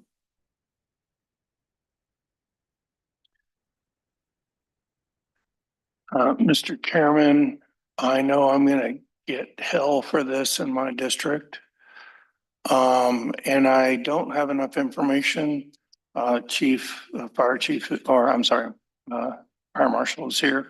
Maybe he can speak to it, but I'm not, without further information, I'm not in agreement that the new fire station in Moreno Valley should be rated higher than any of our road improvements that are needed. Thank you. Tim, would you mind staying up there on the top part, just the green for the 2026? So, I mean, if you go down to number 8, just real quick, sorry. So we did ask Teresa Ledger's office and the congressional directed spending for the Angel Fire Airport snow removal equipment. If we are not successful in that, it's possible that maybe the Village of Angel Fire can assist with that. So that might possibly take that off. At least move it down. At least move it down. I mean, it might be nice to have that equipment, but we've already had meetings on how we're gonna handle the airport. And I don't think, and then we will need that equipment. And then the transportation vehicle for the MVDC. Warden, do you know if you're getting anything from the sheriff's fleet? Too? Is that sufficient for your transportation vehicle needs? Or at least the next year? Okay. The road department building, I think that is still needed. I don't know if they ever got your toilet fixed. No.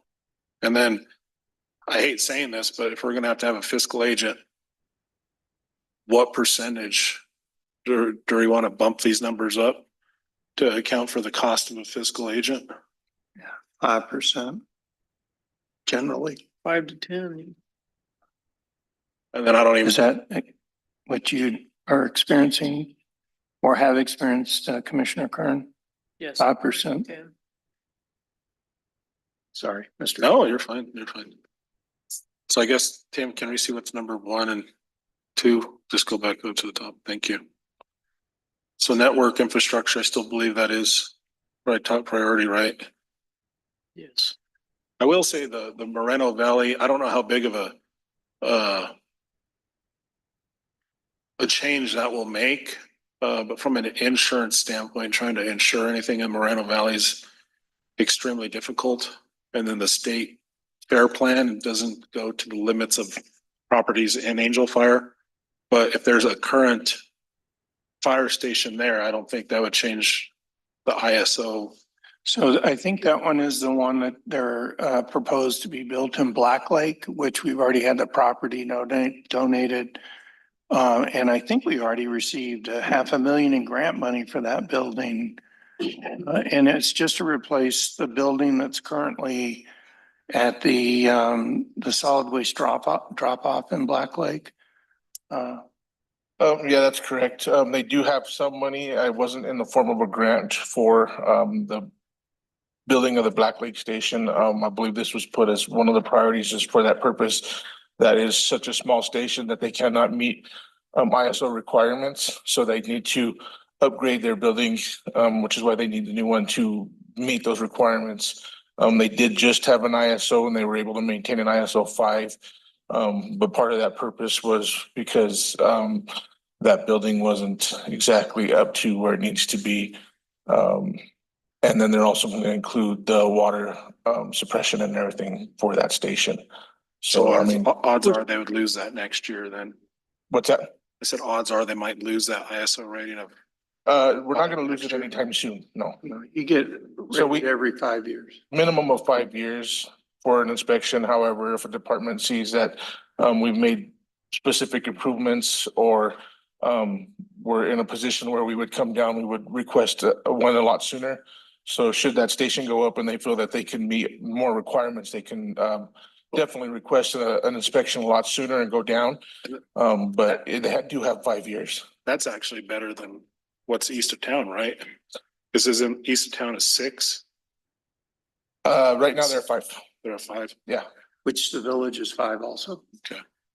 Nate, would you, if this new station was built in that, would you anticipate because of what would be incorporated in it and housing larger vehicles that the ISO would improve?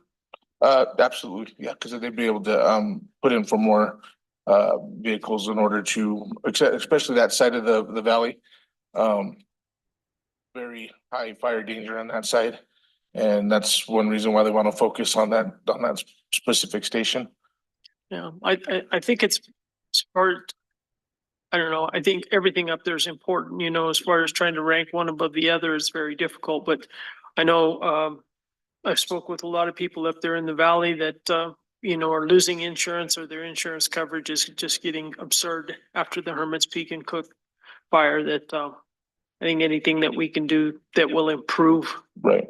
Make things easier and better for them. I'm all for it. So. And I could definitely see that if we do get that in place along with the water storage with it.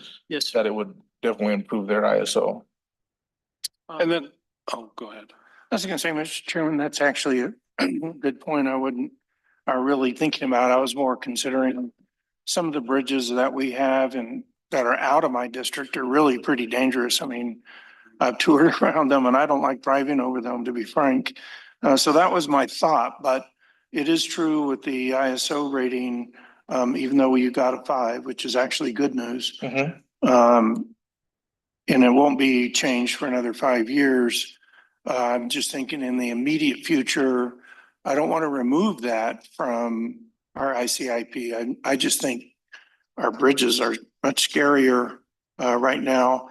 But I would be in favor of leaving that, but I think the money towards replacing some of our bridges, which actually these numbers look a little low to me for doing that. But I don't know. I mean, that's just my gut. That tells me that these numbers look a little low.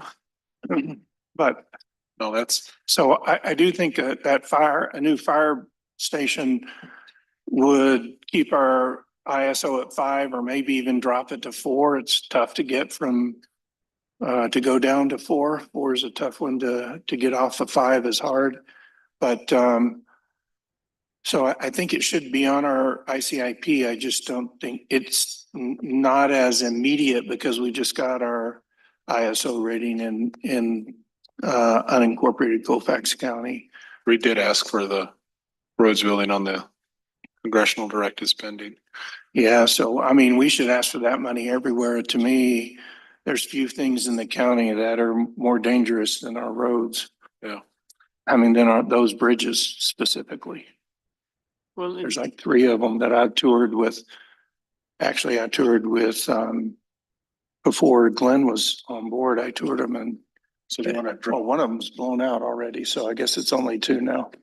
and item number 4 is the one that, the bridge that I had spoke about earlier that I think we need to make sure that we get the application into New Mexico DOT special projects, because I think that is our best source of getting that one funded.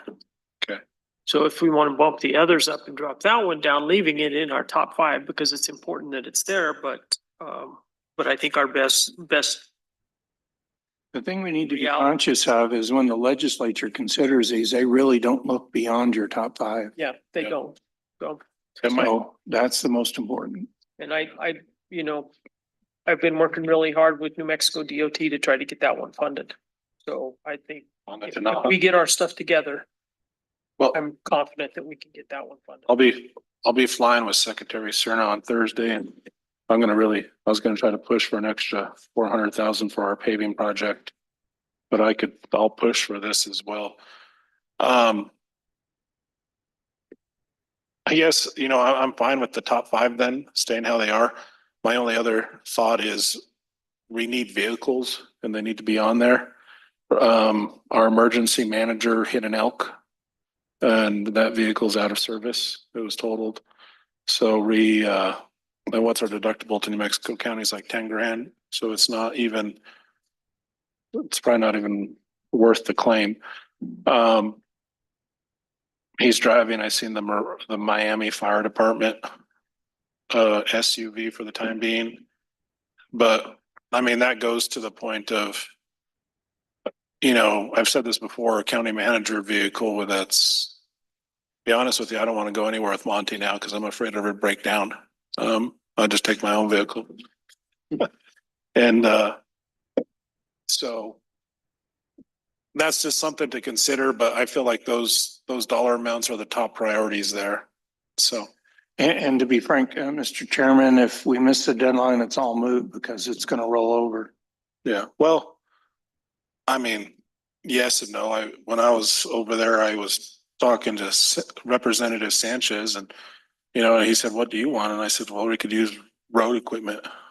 And he gave us road equipment money. So, okay. They look at it to a degree, but I feel the relationship we have with our fellow elected officials does pull some sway. Okay. Well, thank you, commissioners, for that. So we'll leave the top 5 as stated there. We'll move on to item number 35, discussion action National Trust for the Historic Preservation Grant. Commissioners, I'm bringing this to you again. I think I know the final answer. I know I'm not gonna like it, but do we have any funds that we wanted to use for this? What it is it's a planning grant, essentially, that we were awarded. I think 15,000. The county would have to come up with another 20,000 to actually get the job completed. But what they would do is they'd come and look and study this building here. Give us a plan on what needs to be done to do this. It would, I think we could possibly get this grant again in the future. But if we were to go forward with future grants for this building, that would be a huge leg up. I think the most reasonable thing to do is say no, but leave it up to the commission. I mean, it's 20,000. That's not necessarily essential. And then we would, if we go for future grants, we would have to come up with probably matching funds that we probably do not have. So, but I just wanted to talk with you all and be able to email back their director and either say, yes, we'll move forward, or thank you, but we'll have to deny at this time due to fiscal constraints.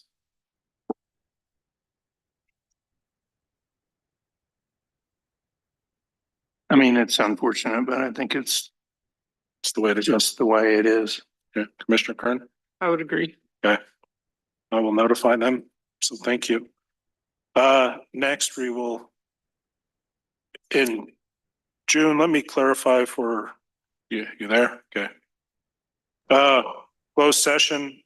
You want us, never mind. I answered my own question. Sorry. Thank you. We'll move into item number 36, closed session pursuant to NMSA 1978-1015-1H pending H2 pending litigations, Roadrunner Health, ETALRHS. Do I have a motion to enter into closed session? Point of order, Mr. Yes. Are we going to vote to go into executive session and come back and go into vote Correct. again, or can we? No, No. because Commissioner Kern will be, Oh, she okay. won't be allowed to enter for that one. So you're. So we will go meet quickly. Got it. We'll come back. Then we'll enter into executive session again for the county manager review and then complete our. Okay, I'll make a motion to move into executive session pursuant to 1978-10-15-1H2. I will second that, Madam Clerk. Mr. Kern, Same. Mr. Weir, Yes. Yes. Right, motion passes. We will return.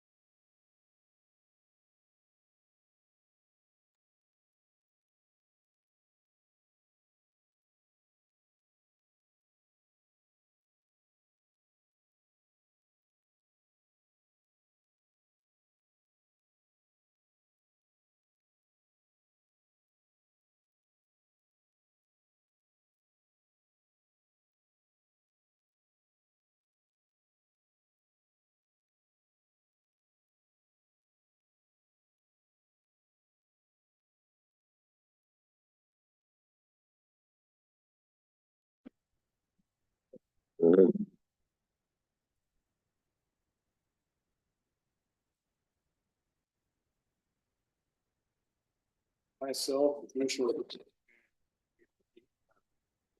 County Manager Monty. So moving on to item number 37, discussion action, open session pursuant to NMSA 1978-10-15-12 pending litigation, Roadrunner Health, ETALH, Atel RHS. There's no action to be taken. So, moving on to item number 38, closed session pursuant to NMSA 1978-10-15-1H2, limited personnel matters, Colfax County Manager evaluation. Do we want to do to Mr. Chairman, I mean, we can either make motions to postpone or we can just not take action on the remaining items. Okay. I still have to read them off. No, that's fine. Well, I would say postpone and reset a separate special meeting Okay, to I'll make a motion to postpone. 38. on 38, yes. I'll second that. All right. So that's been postponed. So we're gonna do a roll call. Roll call vote, please. Commissioner Kern, Abstain. Commissioner Ware, Yes. Chairman Trio. Yes. So item number 39, discussion action, open session pursuant. No, We're not. so no action. No action. 40, county manager, is there anything that's urgent that? No, sir. Okay. So No, sir. roll postpone. 41, is there any, I guess more so, and the reason we're doing this is there's some pending, or what's the proper wording?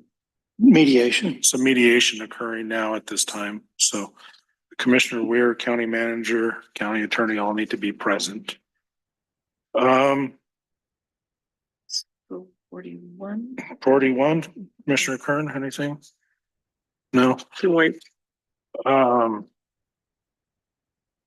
only thing I'll state is the commission will have a notice of potential quorum for the Angel Fire initial air flight this Thursday at 1:30 Angel Fire Airport. I encourage everyone to attend. It should be a good show, some good delegation of elected officials, secretary, department secretaries from the state, etc. I still would like to continue on with item number 42. Discussion action, commissioner walkthrough for the BMDC at 444 Hereford Avenue in Raton. Commissioner, you willing to join us or? If not, that's fine. Probably not. Okay. Then commissioners, do you have any issue with me continuing to walk with possibly Commissioner Tatum or Commissioner-elect Tatum and Mrs. Martinez here to join us? I don't have a problem with it. Madam Clerk? Nope, it's more important that Todd's there than me. Yeah. No, just to maintain our statutory obligation, and then I would probably request another one after the first of the year. So just to get And we used to always do them in July. in July. So we did our last one in December. But I just want, also maybe we'll do one in July afterwards, but this way it's a year. So we're not gonna have a quorum then. So no, we will not. You will have quorum. Will not be a quorum.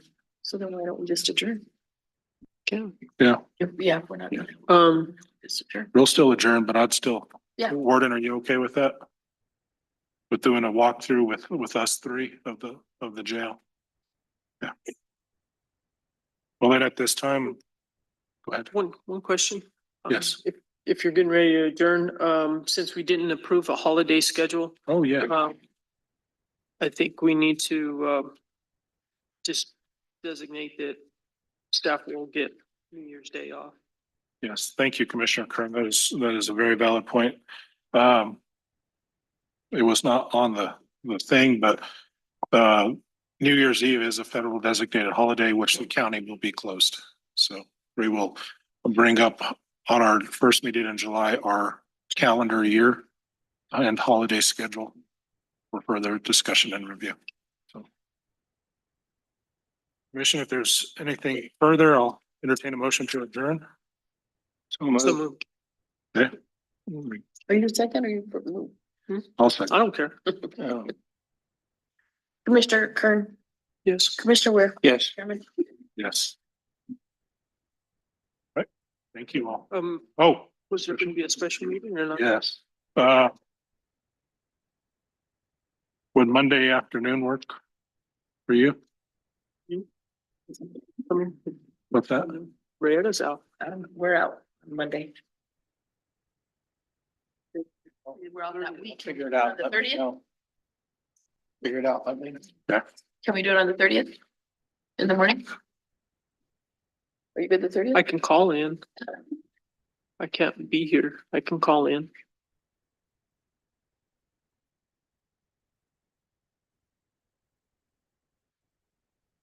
I could do the 30th. And the county is open on the 30th, so. Okay. At 9's fine. How come you're not part of that? Just him? Well, I was gonna be touring the jail. So. Makes sense. What's that? Makes sense, you guys. Okay, so we're adjourned. I don't want us to get a issue with the jail, because the last time we did it, and then we need to do it once a year. So as long as we're going, then it's